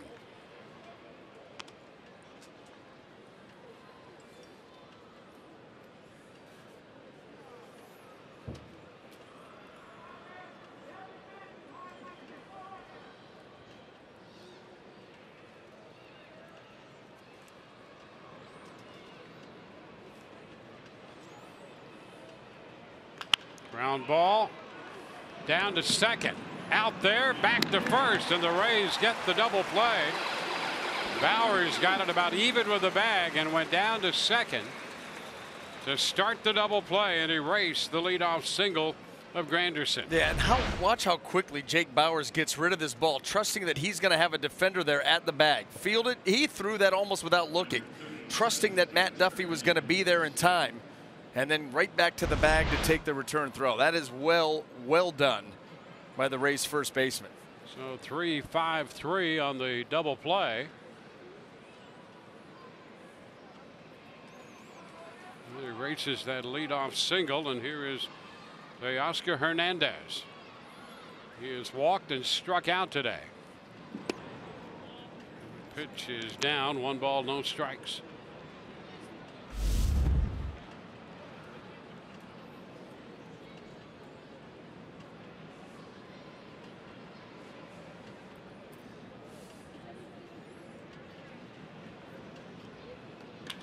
Shot, base hit through the hole. Hernandez is aboard, making the turn at first. Well, you never know how it's going to work out, but you're really grateful for that double play now. You take advantage. Here's a changeup. You see that pitch most of the time moving down and away from these righties. That one just kind of hangs in the middle. Hernandez not fooled at all and hits it hard, but you know, Smoke has had Andriese's number, but he has also come into this series and throughout this series really struggling at the plate, swinging the bat. Been able to take his walks, but not much in the way of actually hitting his way on.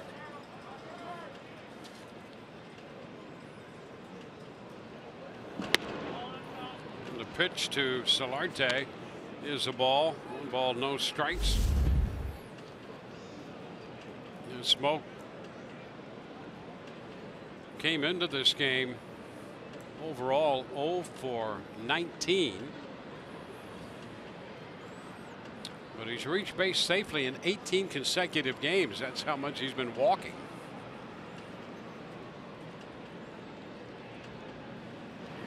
Ground ball right back over Andriese. The force play in order at second base right there.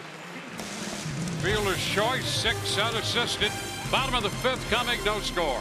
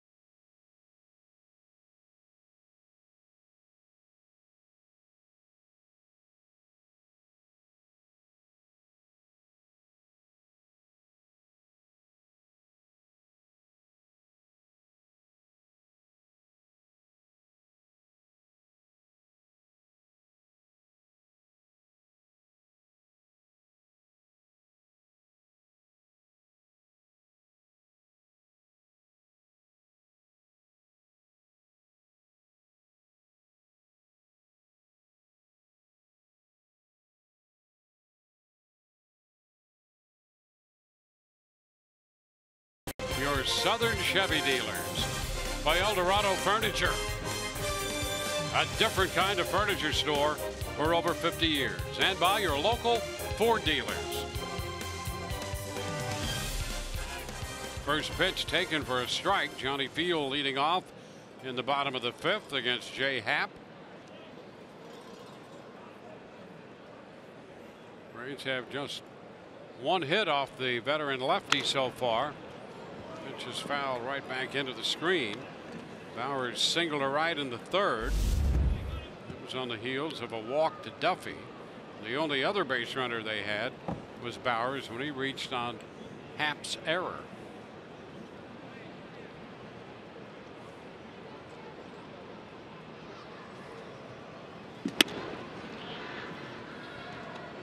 Ball 2 strikes.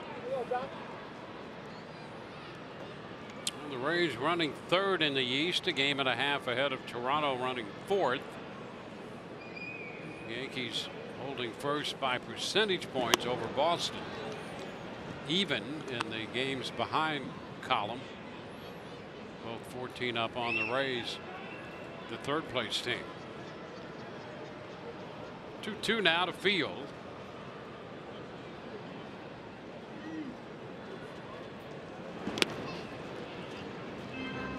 Full count.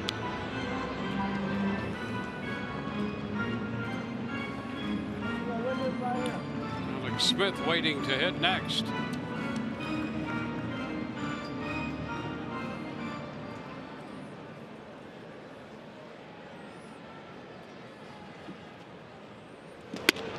And ball 4. Leadoff man aboard. And walk number 2 issued by Happ. Boy, a leadoff walk at that, and coming from the bottom of the order. Nice at bat by Johnny Field in this scoreless game where that margin for error right now is razor thin. Maybe this is what gets the Rays offense going. We'll see how they play it here for Alex Smith. You got Urshela way in from the cut of the grass and tight there at 3rd base.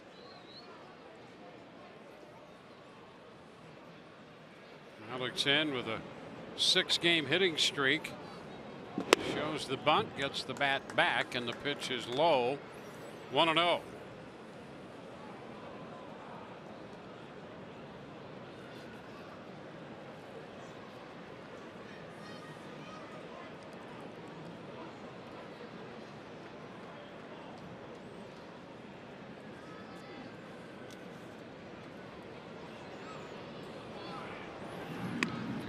goes the throw.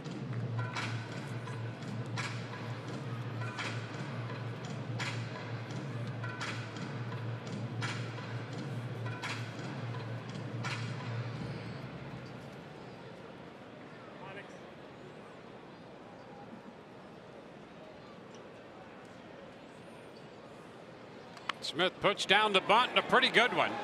Fielded by Smoke. Second baseman covers. Field bunted up to second base.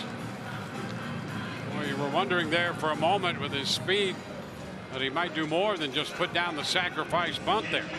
Well, it took the Toronto Blue Jay defense. It took them everything to be able to get that out. Everything had to be smooth and perfect. The timing as he gets this bunt up the right side, clearly stating his intentions, but now body's in motion, and Solarte's got to get there, and he does just in time.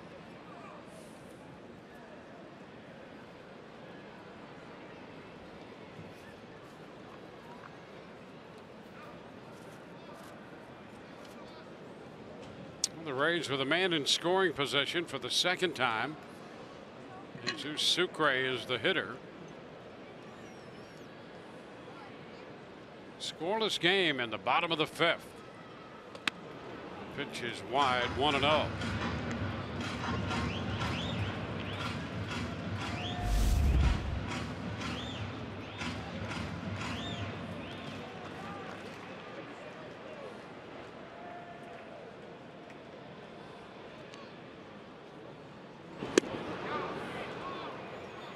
One.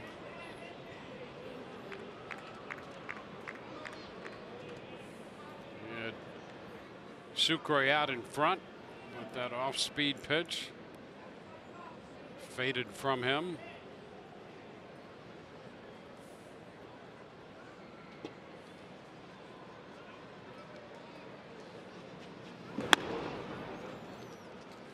Two balls and a strike.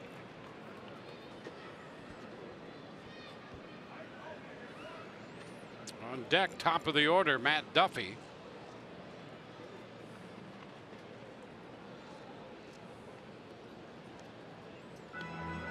Martin and Happ want to get together and talk it over here with a 2-1 count. Field opened with a walk. The last time Happ pitched against the Rays in early May, Field had a great day, including his second home run of the year.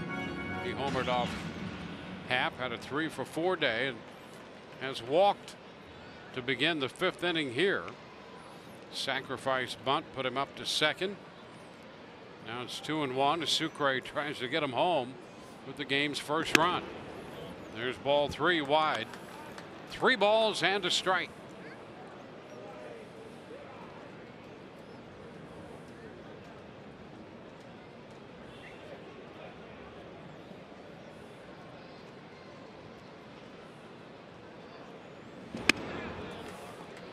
And that pitch is wide.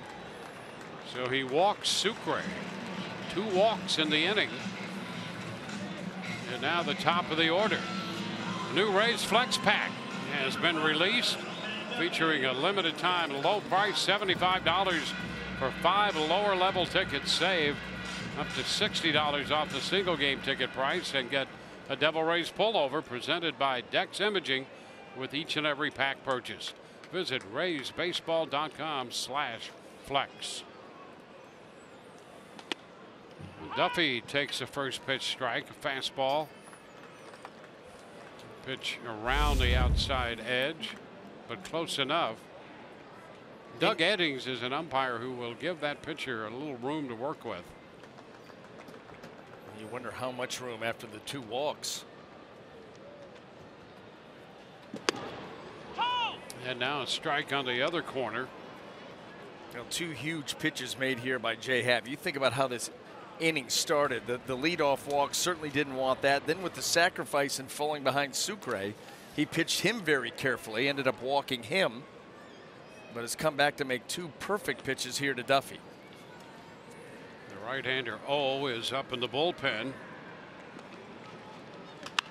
And a foul ball headed out of play. when he's got to be careful to get that ball in there. They wanted that up and in, and it was up in the zone, but middle of the plate.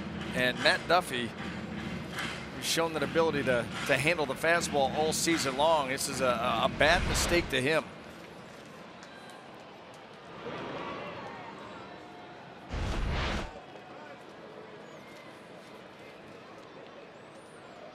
Two men on with a 2-strike count on Duffy. 1 out in the inning. Outside 1-2.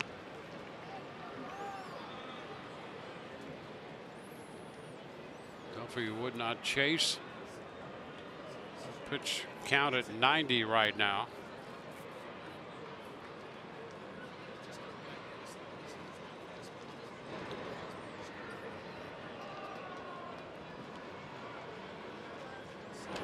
And this one lined up the right side. That's going to be foul, however.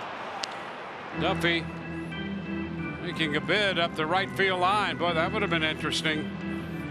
But it turned out to be a foul ball.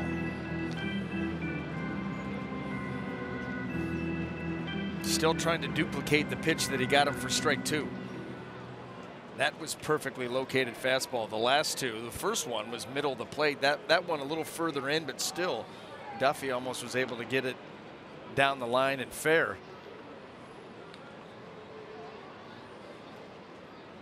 Ground ball, foul this time, third base side. Duffy battling behind in the count. And Happ trying a little bit everything. You know, trying to close him with the fastball up and in. He's tried to change up, down, and away. That right there was a backdoor slider. Well, Duffy coming into this game 5 of 10 with a home run against Happ. And he's battling him here behind in the count. And he lines it into right field. Grichuk closes and makes the catch for the out. Well, he had him shaded toward the line and then got a nice jump, got over to make the catch.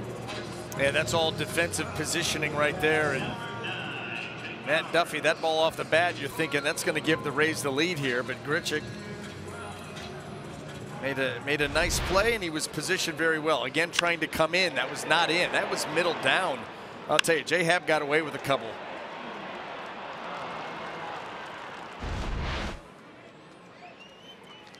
Well, here's Jake Bauers with 2 men on. 2 men on, 2 men out. And the number 2 hitter, Bauers, up there. Fastball is upstairs. Jake 1 for 2, reaching on Happ's first inning error, lining a single into right in the third.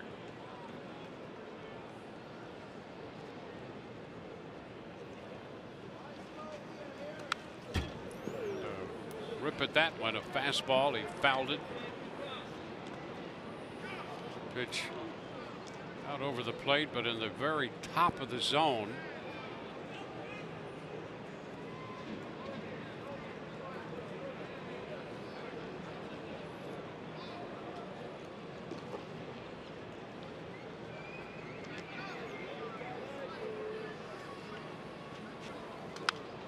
Happ fouls that fastball back. Puts him down 1-2.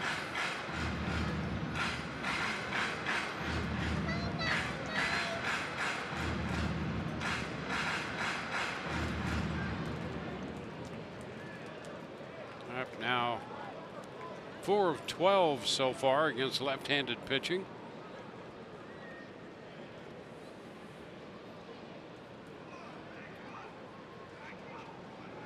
Upstairs and the start of a peg down to second, but Field dives back in, and Martin decided to hang on to the baseball. 2-2 the count to Bauers.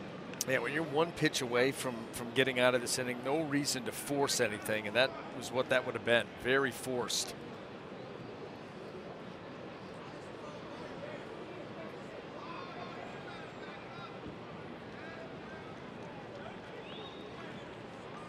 Two. A little roller to the right side. Solarte fields and throws, and the Rays leave 2. We're headed into inning number 6, scoreless.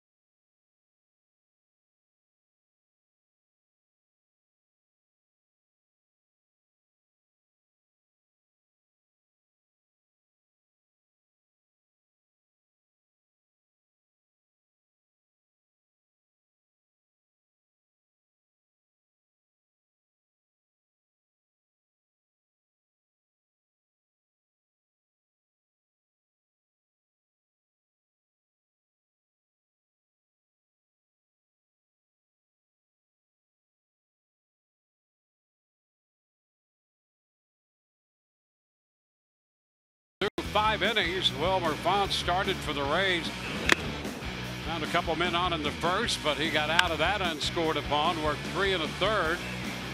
A nice throw there in the middle of that double play. Arroyo completing the double play. Matt Andriese has taken over for Wilmer Font. He got out of a spot, leaving 2 men in the 4th and another man in the 5th inning. The Rays had the threat going against Happ. They've left 5 men through 5, but Happ has allowed just the 1 hit along with 3 walks, no runs. And so as we go to the 6th inning, Blue Jays no runs, 4 hits. The Rays no runs, 1 hit. Matt Andriese all set with Kevin Pillar stepping in.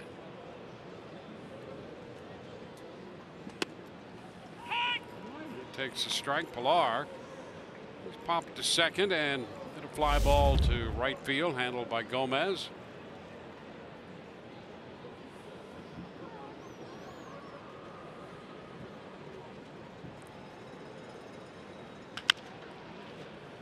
Outside of third, down toward the coaching box.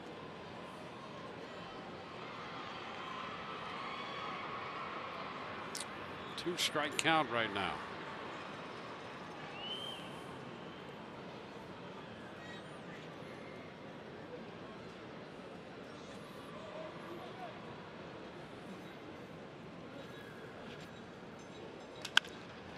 Lifted into right for Gomez. In a couple steps and over 1 or 2. 1 gone in the 6th. It's a whole new ball game with RBI Baseball 18. RBI Baseball 18 delivers an all new franchise mode and a lot more. RBI Baseball 18 now available. Learn more at rbigame.com. Rated E for everyone. Russell Martin has been on base in both his plate appearances, one on an error charged to Gomez in right, and then a walk in the 4th. So 1-0 count.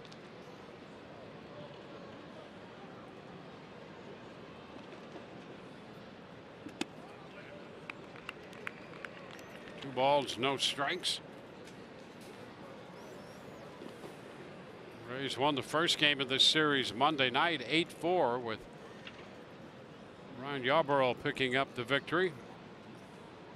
They won last night 4-1. High fly ball right side again. Gomez is there waiting. 2 gone. Rays won last night 4-1 in the game in which Ryan Stanek opened, worked 2 innings. Rays utilized 6 pitchers. Austin Pruitt, pitcher number 2, picked up the victory in a 4-1 final.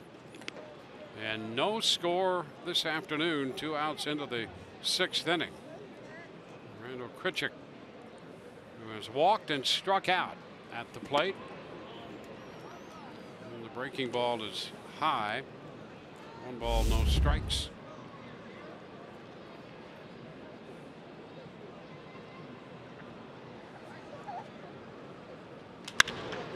This one's skied. Here comes Smith from center field making the call. Alex puts it away. 3 fly ball outs. 1, 2, 3. Willie Adames will lead it off in the bottom of the 6th.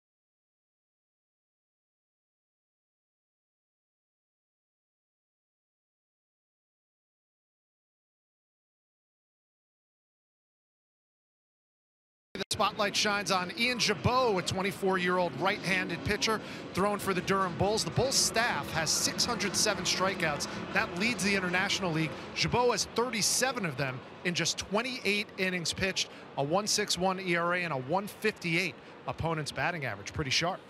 Yeah, some imposing numbers at AAA Durham. The Rays have had 15 rookies play so far this year. They currently have 9 on the 25-man roster. Sing 1-0 is the new pitcher. Happ worked 5 and departs after 98 pitches. Adames facing 0 and fouls away the first pitch. Yeah, and Dwayne, even though this game is scoreless, this goes back to what we were talking about in the first inning. They made Happ work so hard so early that he's done after just 5 innings, 5 scoreless innings, mind you, but he gets pitch counted right out of there. Well, he made 98 pitches. 30 of those came in the first inning. And a lot of duress. You know, the Rays had base runners. They had him out of the stretch quite a bit. It's a ball too high. The Rays have been coming out of the bullpen all day, so they don't care. It's SOP. Yes. And a cut and a miss on the fastball up. So a strikeout for O. Adames 0 for 3 with all 3 outs, strikeouts. Sung 1-0, not overpowering, but talk about placement.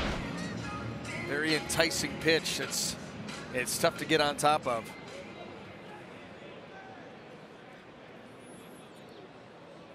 C.J. Cron 0 for 2. Both of those strikeouts against Happ. And he is brushed by that pitch, hit by a pitch again. That's the 13th time this year. Well, that's becoming at least one every other game, it seems, here in this latest stretch. He's had to have been hit 4 times on this homestand. Fastball, they're just trying to come in, and you can see how it clips that elbow. He got the pad on there. Running away from Nelson Cruz. 13 times he's been hit by a pitch. With the right-hander in, Arroyo is going to be lifted, and we'll see Joey Wendell.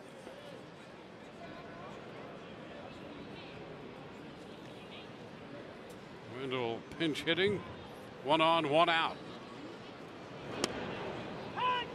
Breaking ball is a strike.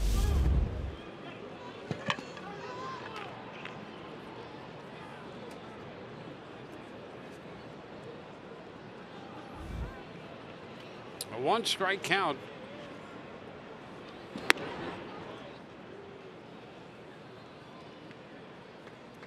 Well, Cron's at first, hit by a pitch today. It's the 4th time on this homestand, 13th time overall, and he was hit at the end of the last road trip.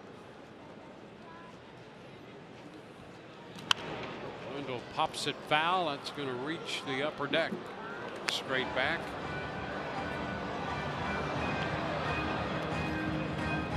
Wendell behind 1 and 2.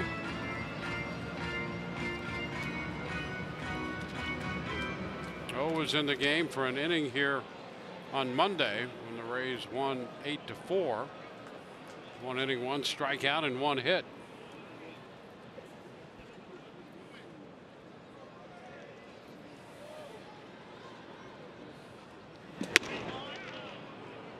It's 2 and 2.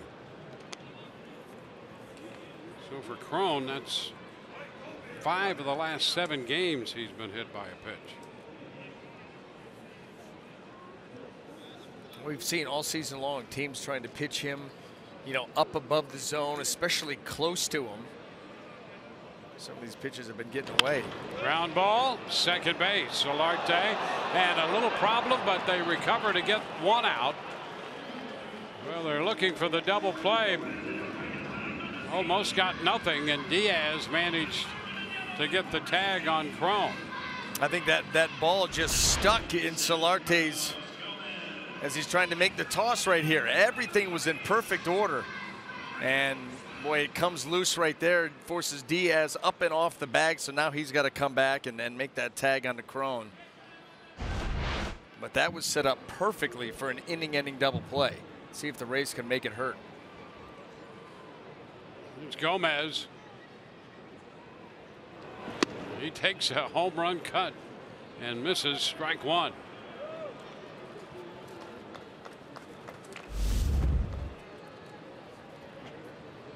Gomez twice is grounded out, victimized by Diaz on a good play at short in the 4th inning. It's upstairs, 1-1. Gomez last homered on the first day of this month. That came in Seattle.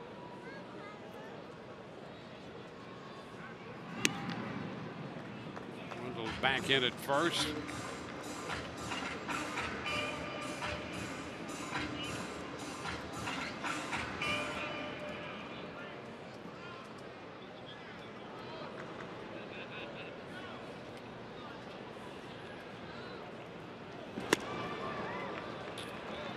He missed the fastball.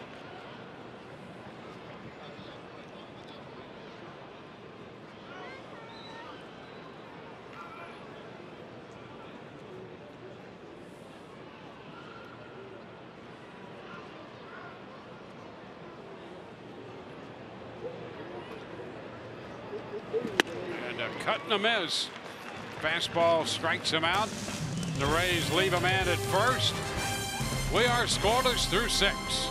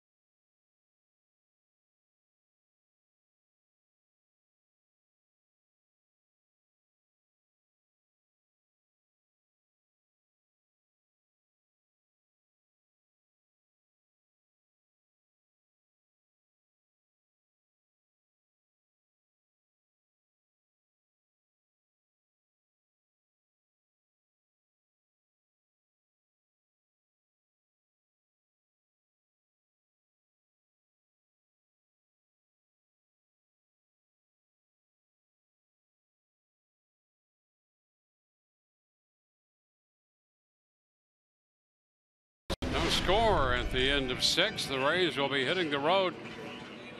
A 2-city road trip.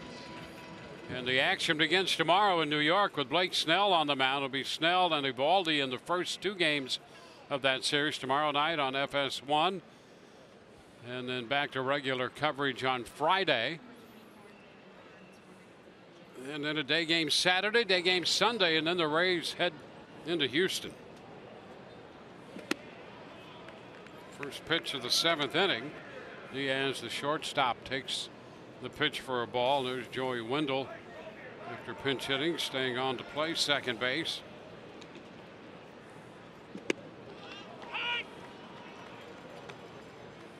One and one.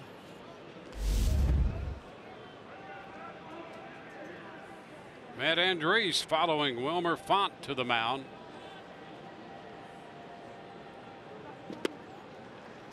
One and two.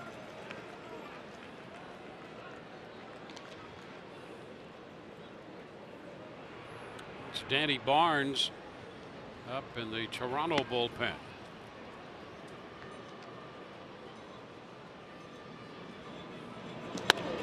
And the fastball strikes out Diaz.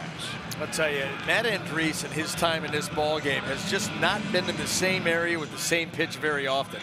And he gets Diaz to 2 strikes with that changeup that's moving down and away, immediately follows that up, sees a guy leaning, diving, and then follows it up with this. As you see, Diaz, as he's heading towards home plate with that swing, just gets all sorts of tied up by the fastball up and in. Urshela. First pitch darts off the plate wide. And he's used them all too. You know, Andres has come with the fastball, the changeup. He's sprinkled in some breaking balls.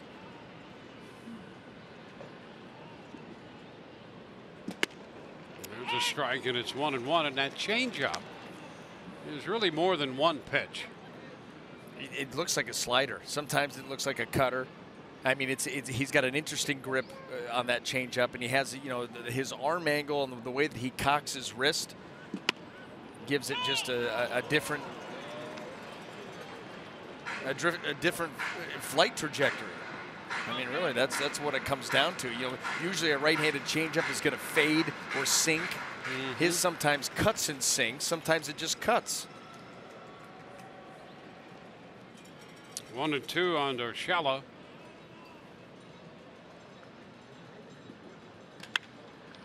The little soft looper handled by Wendell. 2 up and 2 down. Well, he's been back and forth in this inning using the fastball to strike out Diaz.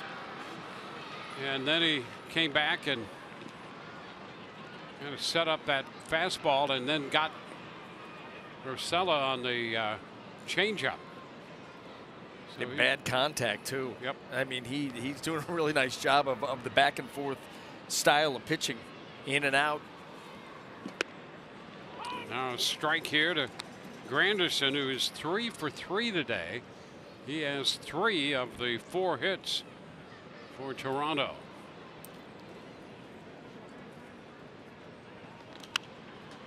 It's fouled out of play. 0-2. You saw Diego Castillo a moment ago loosening in the Rays bullpen up the right field side. And again, Barnes busy in the left field bullpen. You see Granderson, 3 hits. Hernandez has 1. Bowers has a hit for the Rays. That's it in the hit department today. It's out of play, and the count holds at 0-2 on Granderson.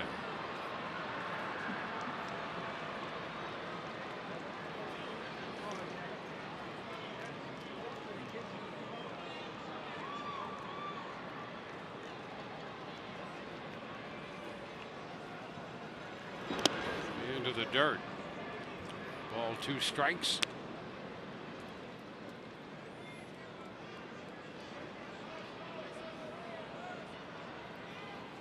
Rays have taken the first 2 games of the series, 8-4 and 4-1.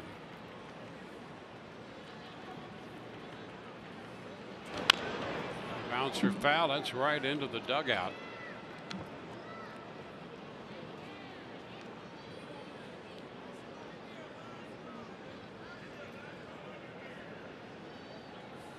A check of everyone there. They all seem to be fine.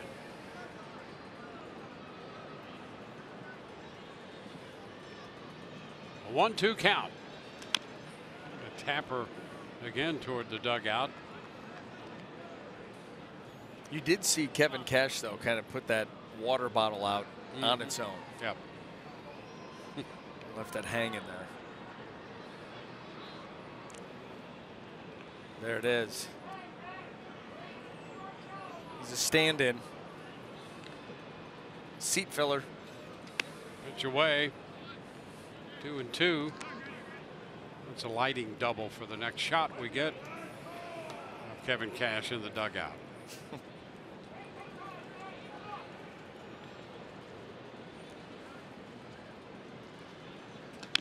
Tap foul. The manager deserves proper lighting, one would think.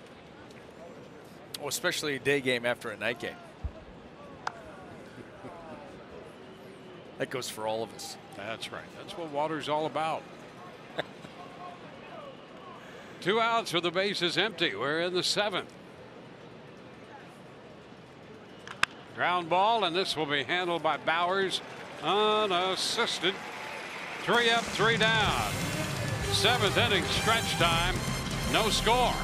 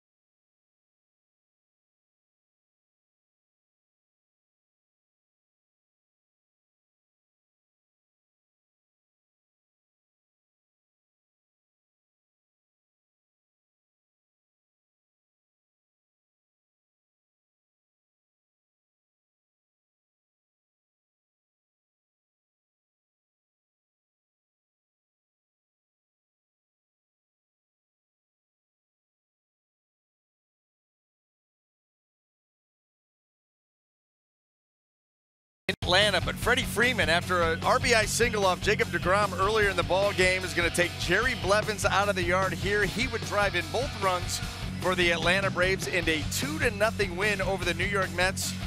Jay Bruce right here with the pop-up to Dansby Swanson to end it. And how about this, Dwayne? That game, a 12-10 start, and it wraps up at 2:22 How about in that? the afternoon. Taking care of business. That's something else.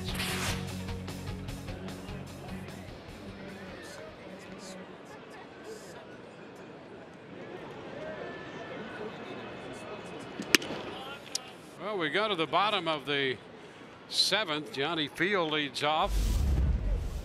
1-0 the count. Look at the Braves there in the National League East. A game and a half up on Washington.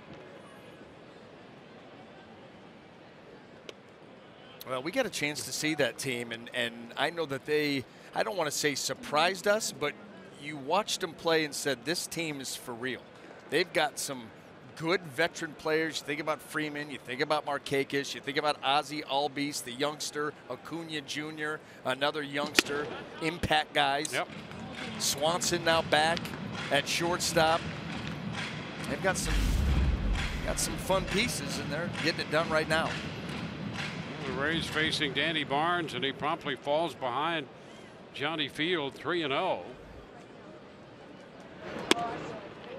And that's a strike. You can see Field want to start, but wait for the call, and it's a strike, 3-1. Well, Barnes loves the fastball elevated. That's where he has a lot of his success, and was able to just get that one in the zone. Full count with a foul ball. Worked 1 inning, picked up a couple strikeouts and hit a man.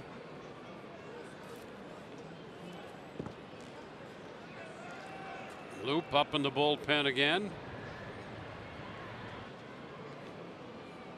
And a swing and a miss. Field a big cut on the fastball, and Barnes comes back to pick up the strikeout. And that's what we're talking about. That's where Danny Barnes does his best work, kind of a drop and drive. Watch how that ball just seemingly just stays up there, almost looks to climb in the zone. That's the perception it gives you anyway, and he picks up the strikeout.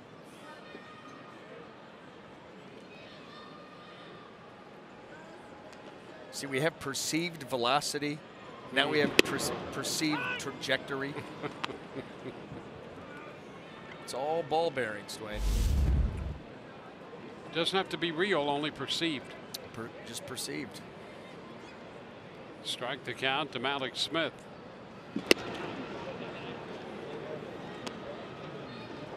Two. Trying to figure it all out with some 3-in-1 oil and some gauze pads.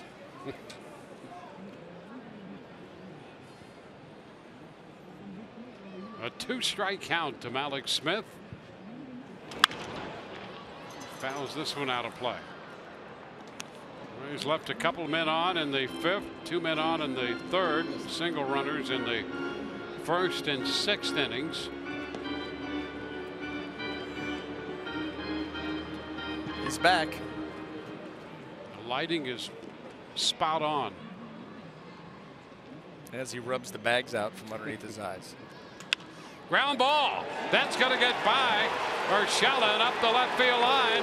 Malix is on his way to second, and just like that, the Rays have a scoring threat. Just fair. Just out of the reach of Urshela. And the Rays have Malix Smith with speed at second on his 10th double of the year. A little inside-out slap job, and Urshela just cannot get there. Once that got by him, you knew that Malix was going to end up at second. And here you go. Here's another chance here for the Rays. No stopping that inside-out slap job. no, there's not. So an opportunity here for the Rays. As much as you try, can't get away from it. Cannot do it. Learned that as a kid. Well, Ramos will come on to pinch hit here for Sucre. Wilson Ramos, who's very much in the all-star balloting running for the catching spot. And now He's on the bat for Sucre.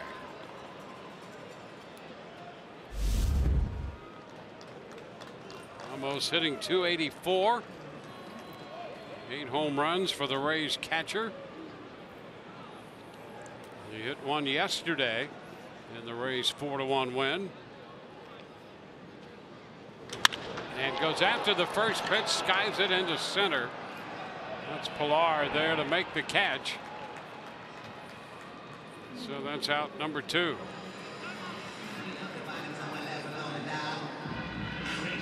And we'll go to the top of the order.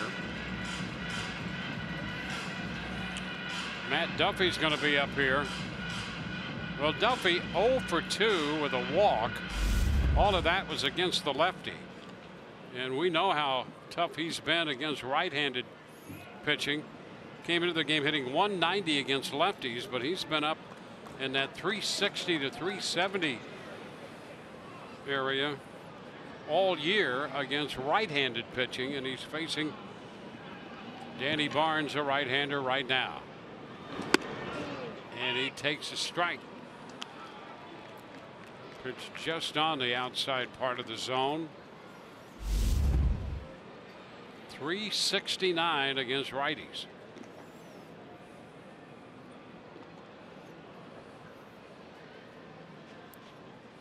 Ground ball down the right side, backhanded by Smoke. He's going to step on the bag, and the Rays are retired in the 7th, leaving a man at second. No score, on to the 8th.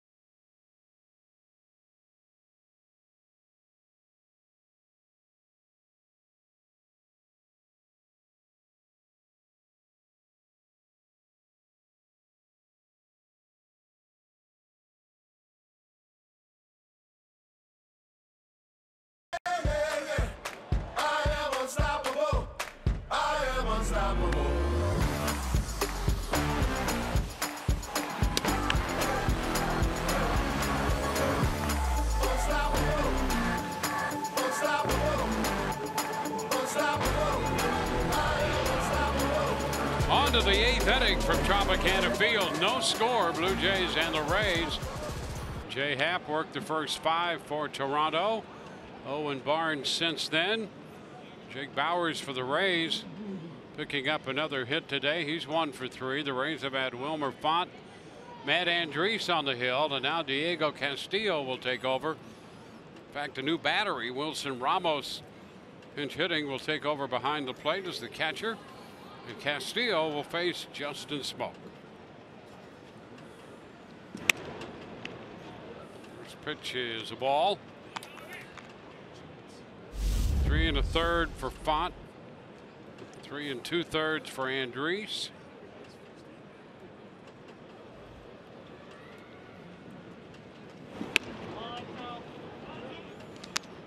Pitch is outside at 95. Diego Castillo is able to combine that velocity with really good arm side sink and run on that fastball, working from the far first base side of the rubber to maximize that. Hot shot into right, a diving stop. The throw to first, got him. Well, the Rays Rays had that shift set up, and they had Adames out there in shallow right field, and he made a great play right there. Well, Dwayne, here's your 6-3 RF. This ball hit hard by Smoke. Trying to squeeze it through the shift. Now you got to get it there. And from his backside, he one-hops it into Bowers. A little star on that play, too. Look at this. To unload it. Get rid of it, get it close, and trust Bowers to make the play. Hernandez takes a pitch outside.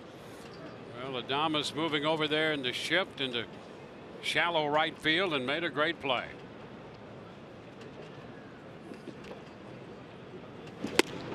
Big cut and a miss by Hernandez. It's 1-1. Hernandez 0 for 4 yesterday. Had a couple hits in the game on Monday night, including a home run.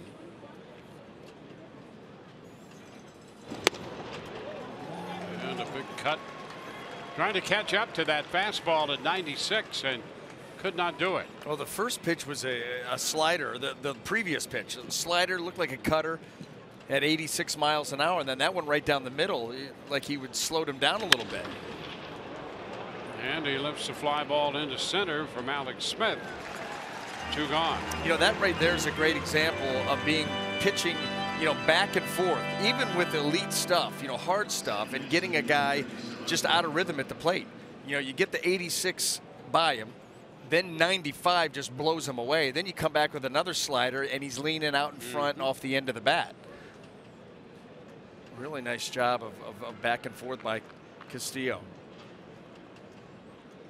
against one of the guys in this series for the Blue Jays that we've seen swing the bat well. And here's Solarte. He takes a strike. Fastball.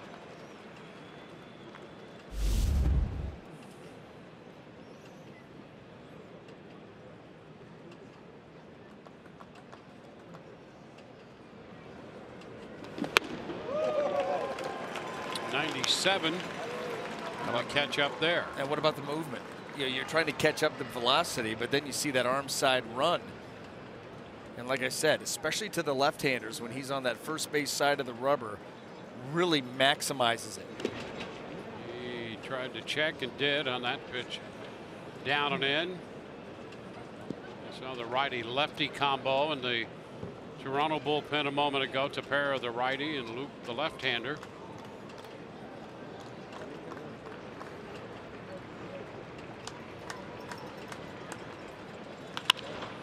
It's a liner up the right side for a base hit.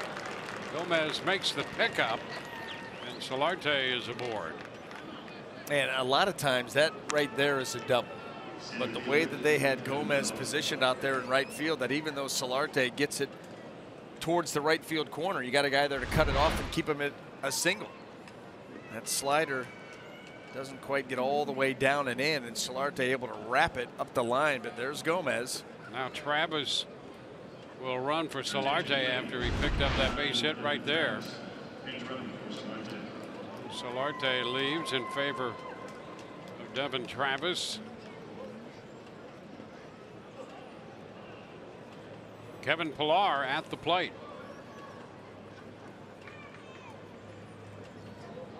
And a cut and a miss.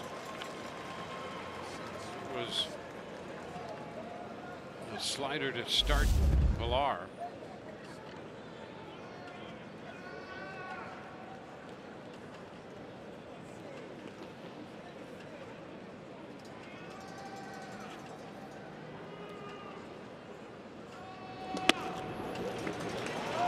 Missed that one even more.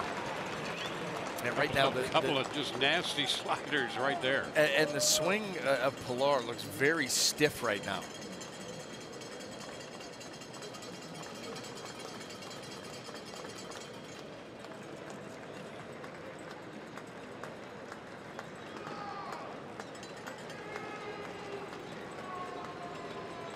Cut and a miss. 3 pitches handles Pillar. Blue Jays leave a man at first. We go to the bottom of the 8th. Scoreless.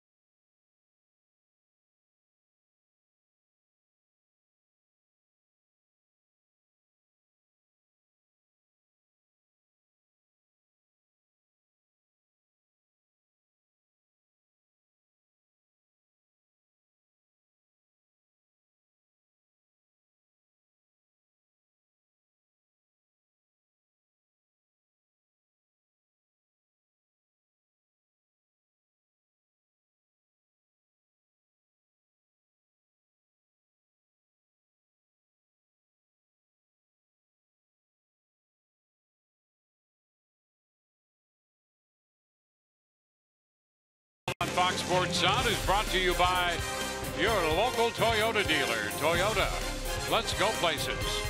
And by your local Honda dealer.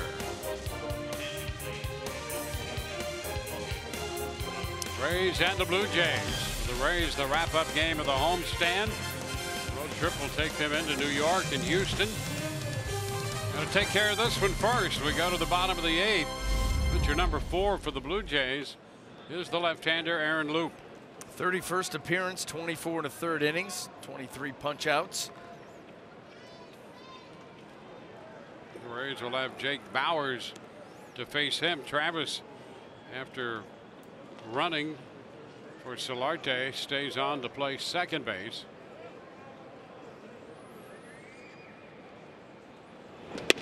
Bauers takes the first pitch for a strike. You can see Luke dropping down there with that fastball, just a tick below 90. That definitely gives the left-handers a very tough look. And there's a base hit, stroked right back through the middle. Well, we talked earlier about him staying in there against left-handed pitching, and he did on that second pitch. That's the only thing that gives you a chance. And you know, Loop in there to give Bauers trouble, and he's going to come out right now. It's going to be his one hitter, but you see how he stays in there, uses the middle of the field. It's very well done. No bail whatsoever. John Gibbons slowly walking to the mound. Pitching change coming. Presented by the Florida Lottery.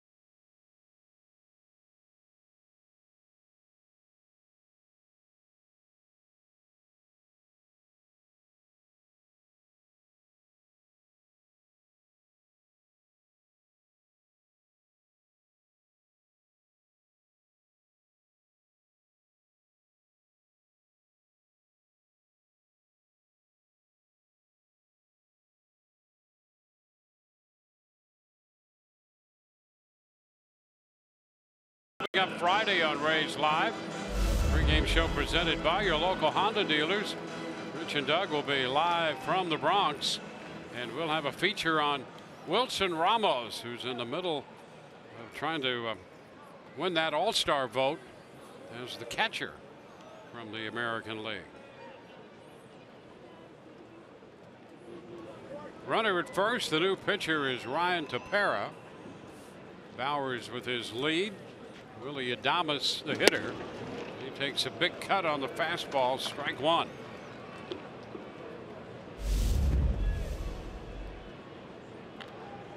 Tepera's done a nice job. He's got a strikeout an inning, ERA of 2.81. 32nd time on. Move to first. Bauers is back in.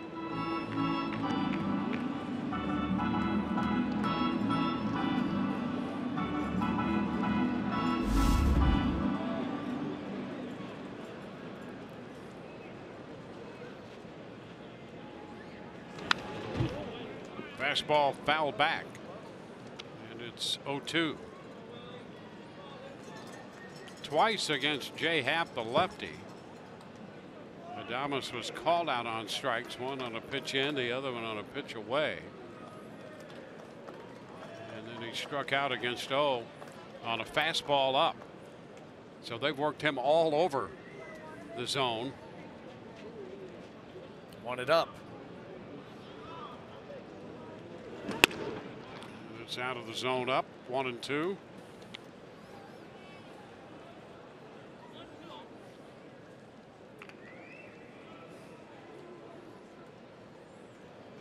App, Barnes, loop, and now Tepera.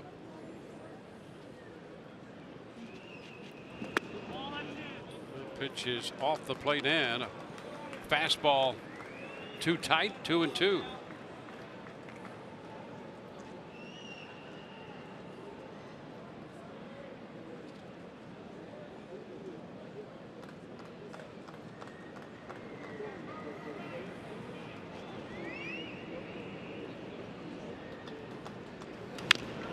Piece of it foul. Holds the count at 2-2.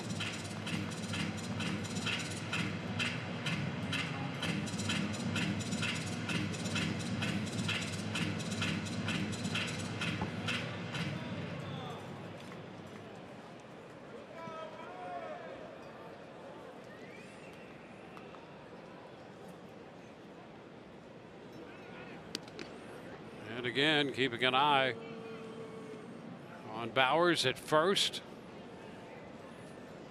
Well, Tepera with that four-seam fastball can get that up there in the mid-90s. Sink it and cut it as well. Upstairs, and now it's 3-2.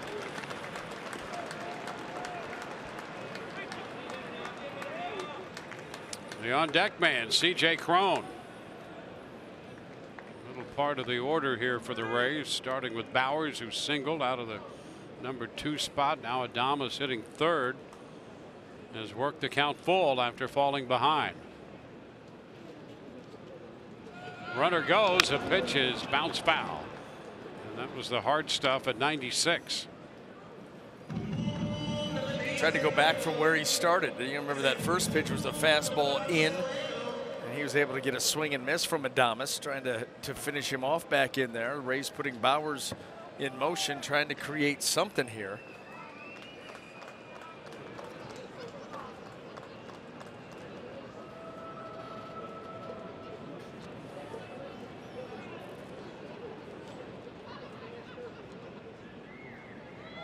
Bowers breaks again, and a ground ball to short. Plays at first, and so the Rays putting Bowers in motion.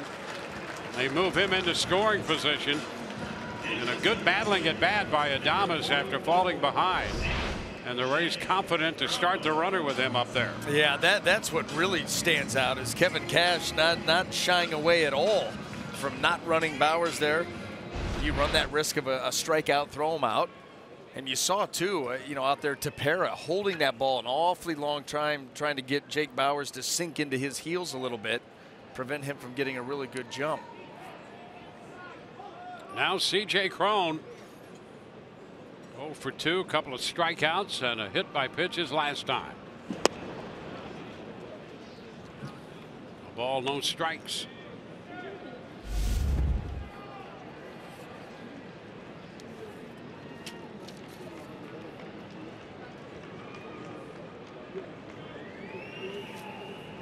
With just one career at bat against Tepera, 0 for 1.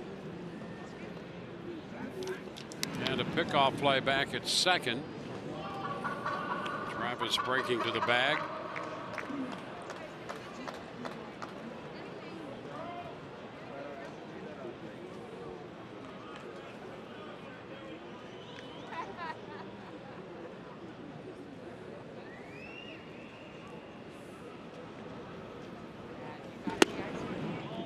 Ball 2.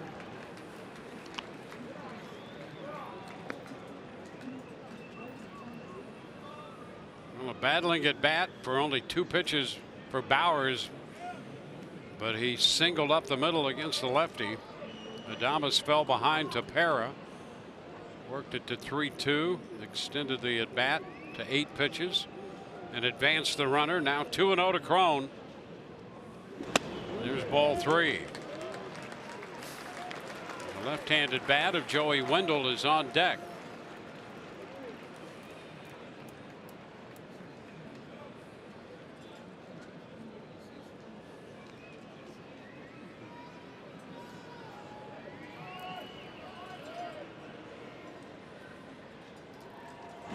And there is ball 4. He missed by plenty, and it's stopped by Martin. Yeah, he didn't want any part of Crone after falling behind early in that at-bat. The last 2 pitches well wide. And yeah, nice job by Martin, because one of those scoops by or even rattles off the glove. And Bauers an opportunity to move up to third here. Little cutter, yanks it, and a nice backhand. Yeah, he found himself in a do-or-die situation to backhand that one. A first baseman with a clunky glove and wearing equipment from head to toe. Yep.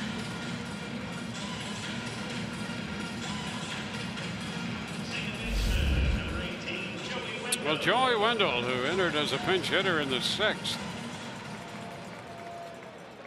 will bat here in the 8th, trying to give the Rays the lead in a scoreless game. Runners at first and second. Wendell getting his first look at TBA, and he takes the first pitch too low.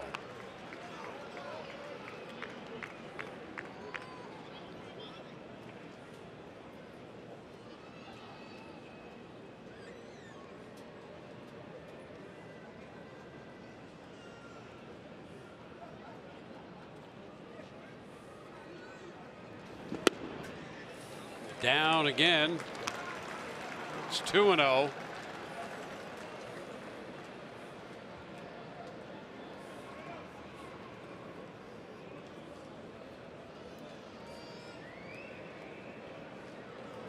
TBA walked Crone on 4 pitches, missing down on the first 2 to Wendell.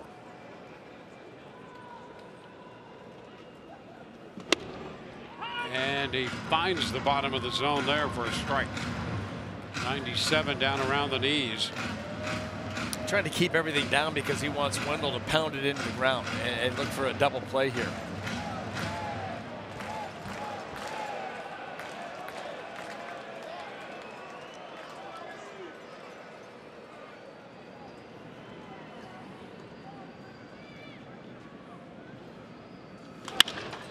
The left side, that's going to slice out of play, and we'll take the count to 2-2.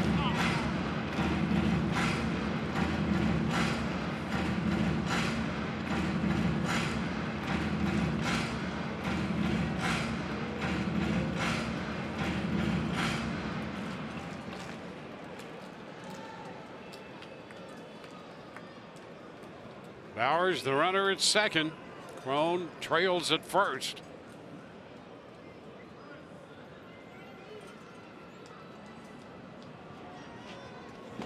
And Wendell takes it close with that fastball just a little bit in. Could have gone either way. I mean, right there. Doug Headings had a good look at it. Yeah, he's standing right over top of it.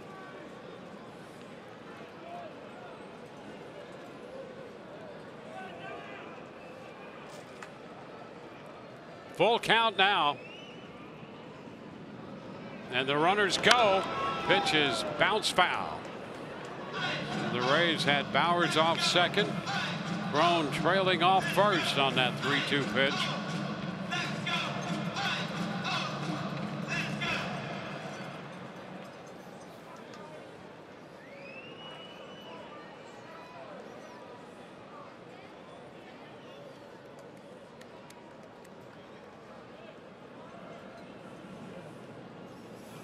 And again, for the second time, instead of start of a move back to second, Bauers retreating to the bag.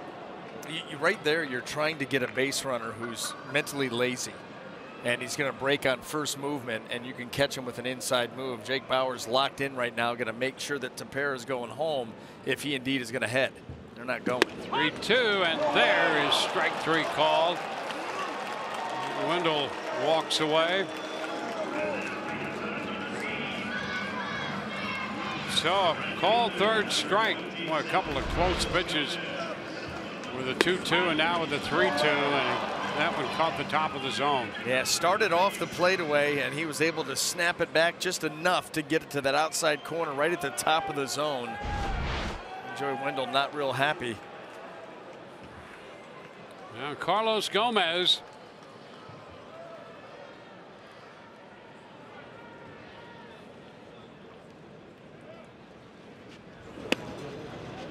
The pitch to him is down. Gomez with 2 career at bats against TBA. 1 for 2, and that hit was a home run. Rays would take a line drive up the gap here.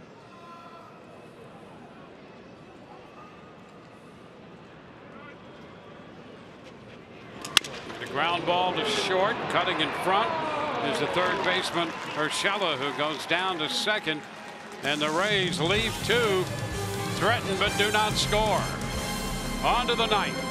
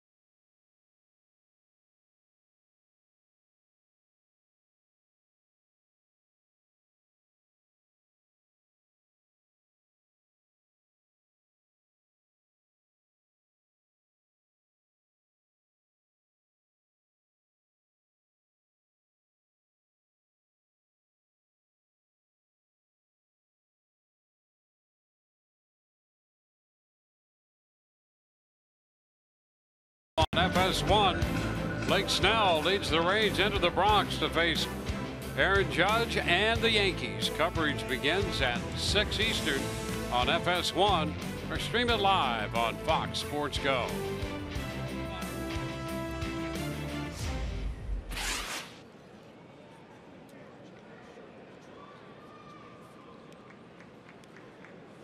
Russell Martin will open the 9th inning. The Toronto catcher in a scoreless game, and Diego Castillo, who worked the 8th inning, out here to open the 9th. And the first pitch fastball swung on and missed for a strike.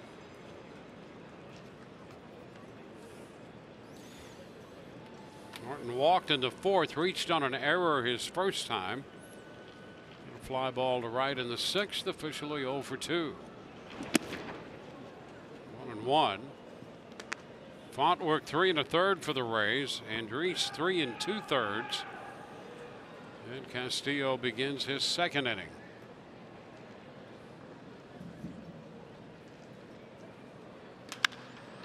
Martin sends a pop fly, shallow center. Wendell trying to get out there, and does, and makes the catch.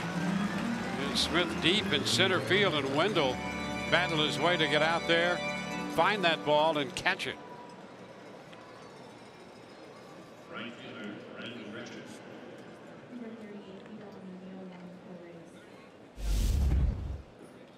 Randall Grichuk 0 for 2 with a walk.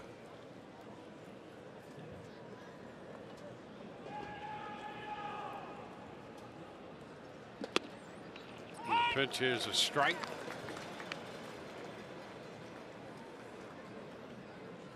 Vidal Nuno up in the bullpen for the Rays. And a strike on the outside edge. Down there at 97. You keep throwing that pitch, this game will never end. You can't do anything with that.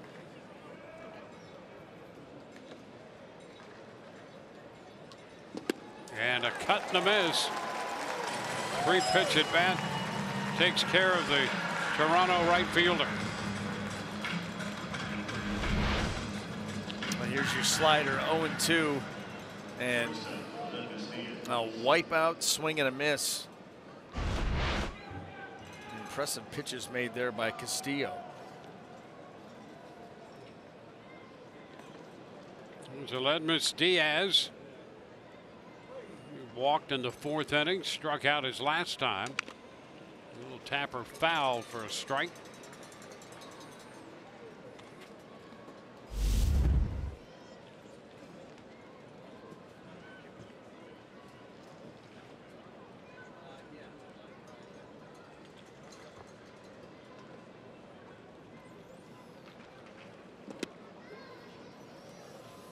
One ball, one strike.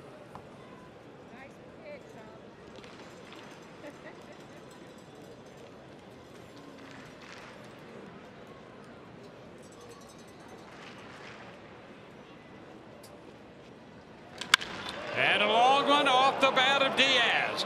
That ball's got a chance, and it's going to be caught by Johnny Field. Field stayed with it and got it. Boy, that ball jumped off the bat. Diaz, a little concern in the Rays' cause on that blast, and Johnny Field all the way to the wall with a leaping catch, and he makes it. Put a star by that grab. A frustrated Diaz. The Rays jubilant. Castillo very pleased. And we go to the bottom of the 9th. Still scoreless.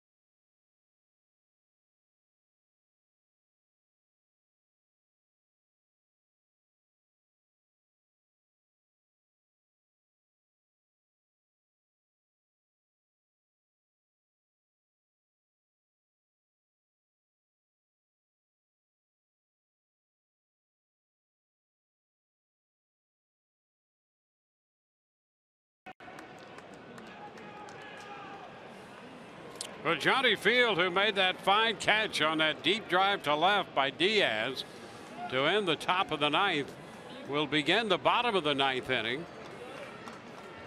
Field 0 for 2 with a walk, and he's in here against Ryan Tepera. Just to end it. I would think that's a great idea, just to come full circle.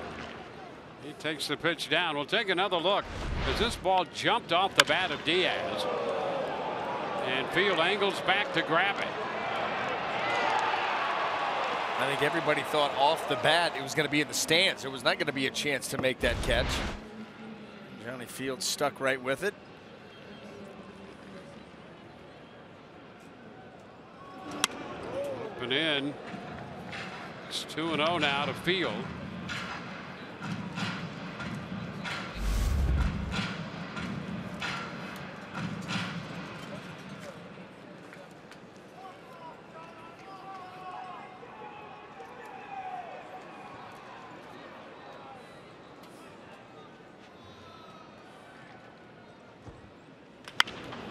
Shot foul. 2-1.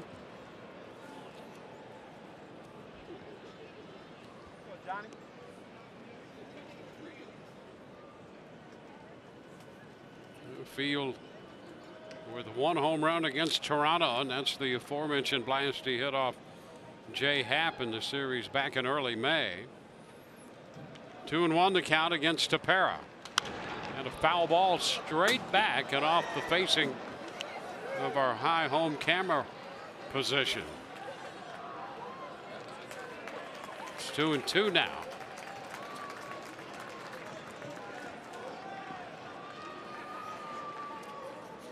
On deck, Malik Smith.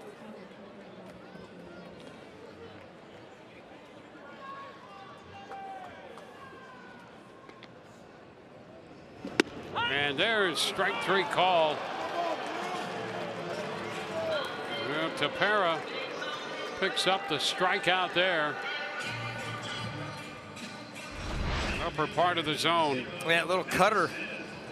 Might have even supposed to have been a slider, but it certainly acted like a cutter right up there, up and away.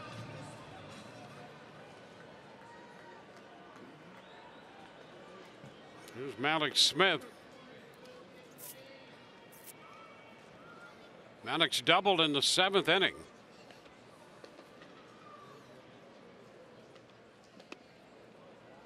Strike 1. Pitch cutting down and in a little bit. I think he's got one of those sliders that has a tendency to be a little bit flat, some depth to it. So if he gets underneath it just a little bit, looks just like a cutter. This one lifted toward left center field. Pilar on the move. He can't get there. That'll one-hop the wall. Malik will stop after turning second with the double. His second two-base hit. He is 2 for 3, and that's a big double right there, putting a man in scoring position in the bottom of the 9th. Now this pitch doesn't get all the way in, and it stays enough out over the plate that the way that the Blue Jay outfielders were positioned, nobody able to get there. That ball harmlessly drops in, and Malik's out there at second now. The Rays with a couple chances to get him in and finish this ball game.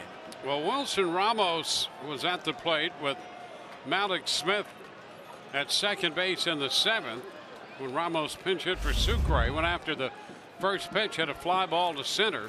Well, here he is in the bottom of the 9th. Same situation.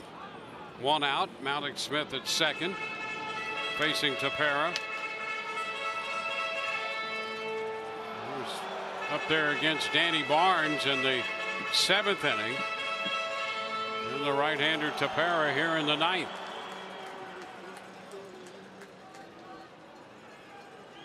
Matt Duffy is the on-deck man.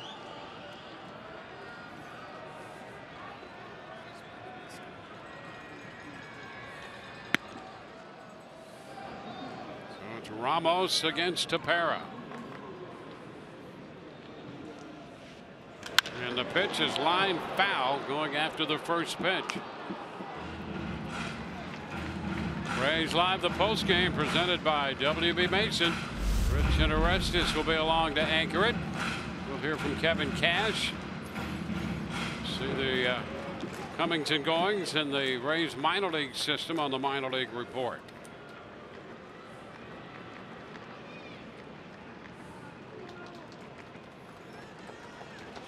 There goes Malik, trying to go to third. Ball hit on the ground is short. And Ramos is out at first. Malik Smith winds up at third base. Ramos grounds out. Diaz to Smoke. And now it will be Matt Duffy with the potential deciding run at third.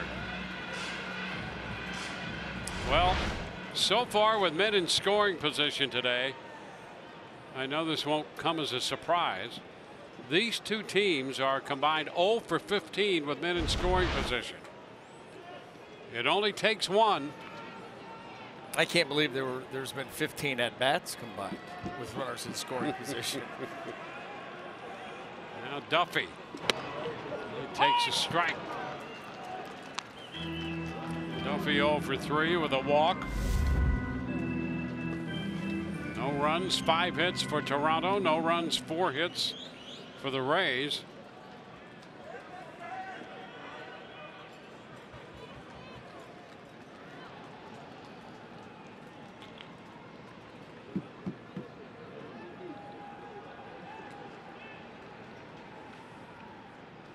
And a ground ball to third, through, into left, and a base hit. The Rays win it. Malik Smith scores. A walk-off victory for the Rays. Matt Duffy got it just to the left of the third baseman, Urshela. And the Rays celebrate on the field in this 1-0 victory.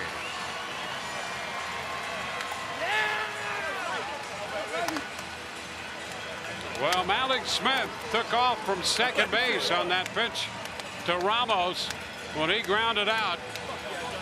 Got to third and scores on the base hit to left.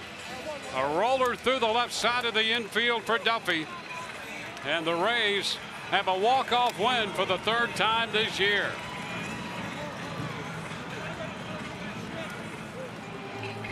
Our Geico great moment, here it is. Yeah, how about the fact that Matt Duffy, that was a fastball that was starting to run up and in, and he gets on top of it and gets it through the hole, and everybody didn't take him long to realize this one's over. A 1-0 win for the Rays.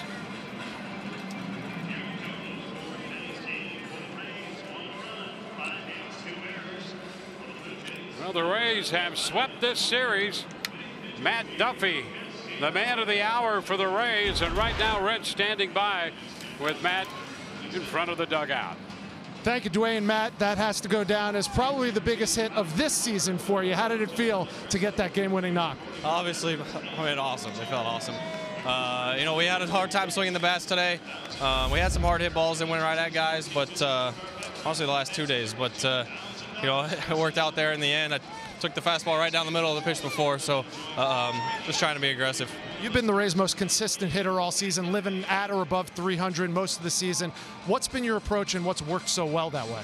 Just trying to keep it as consistent as possible with the mindset and just looking for a pitch in the middle of the plate and putting a good swing on it. I think if you do that consistently, then the results follow pretty consistently as well. You're going to have some ups and downs, but just keeping the mind consistent. A 3-game sweep against an American League East rival. What does that say about your club?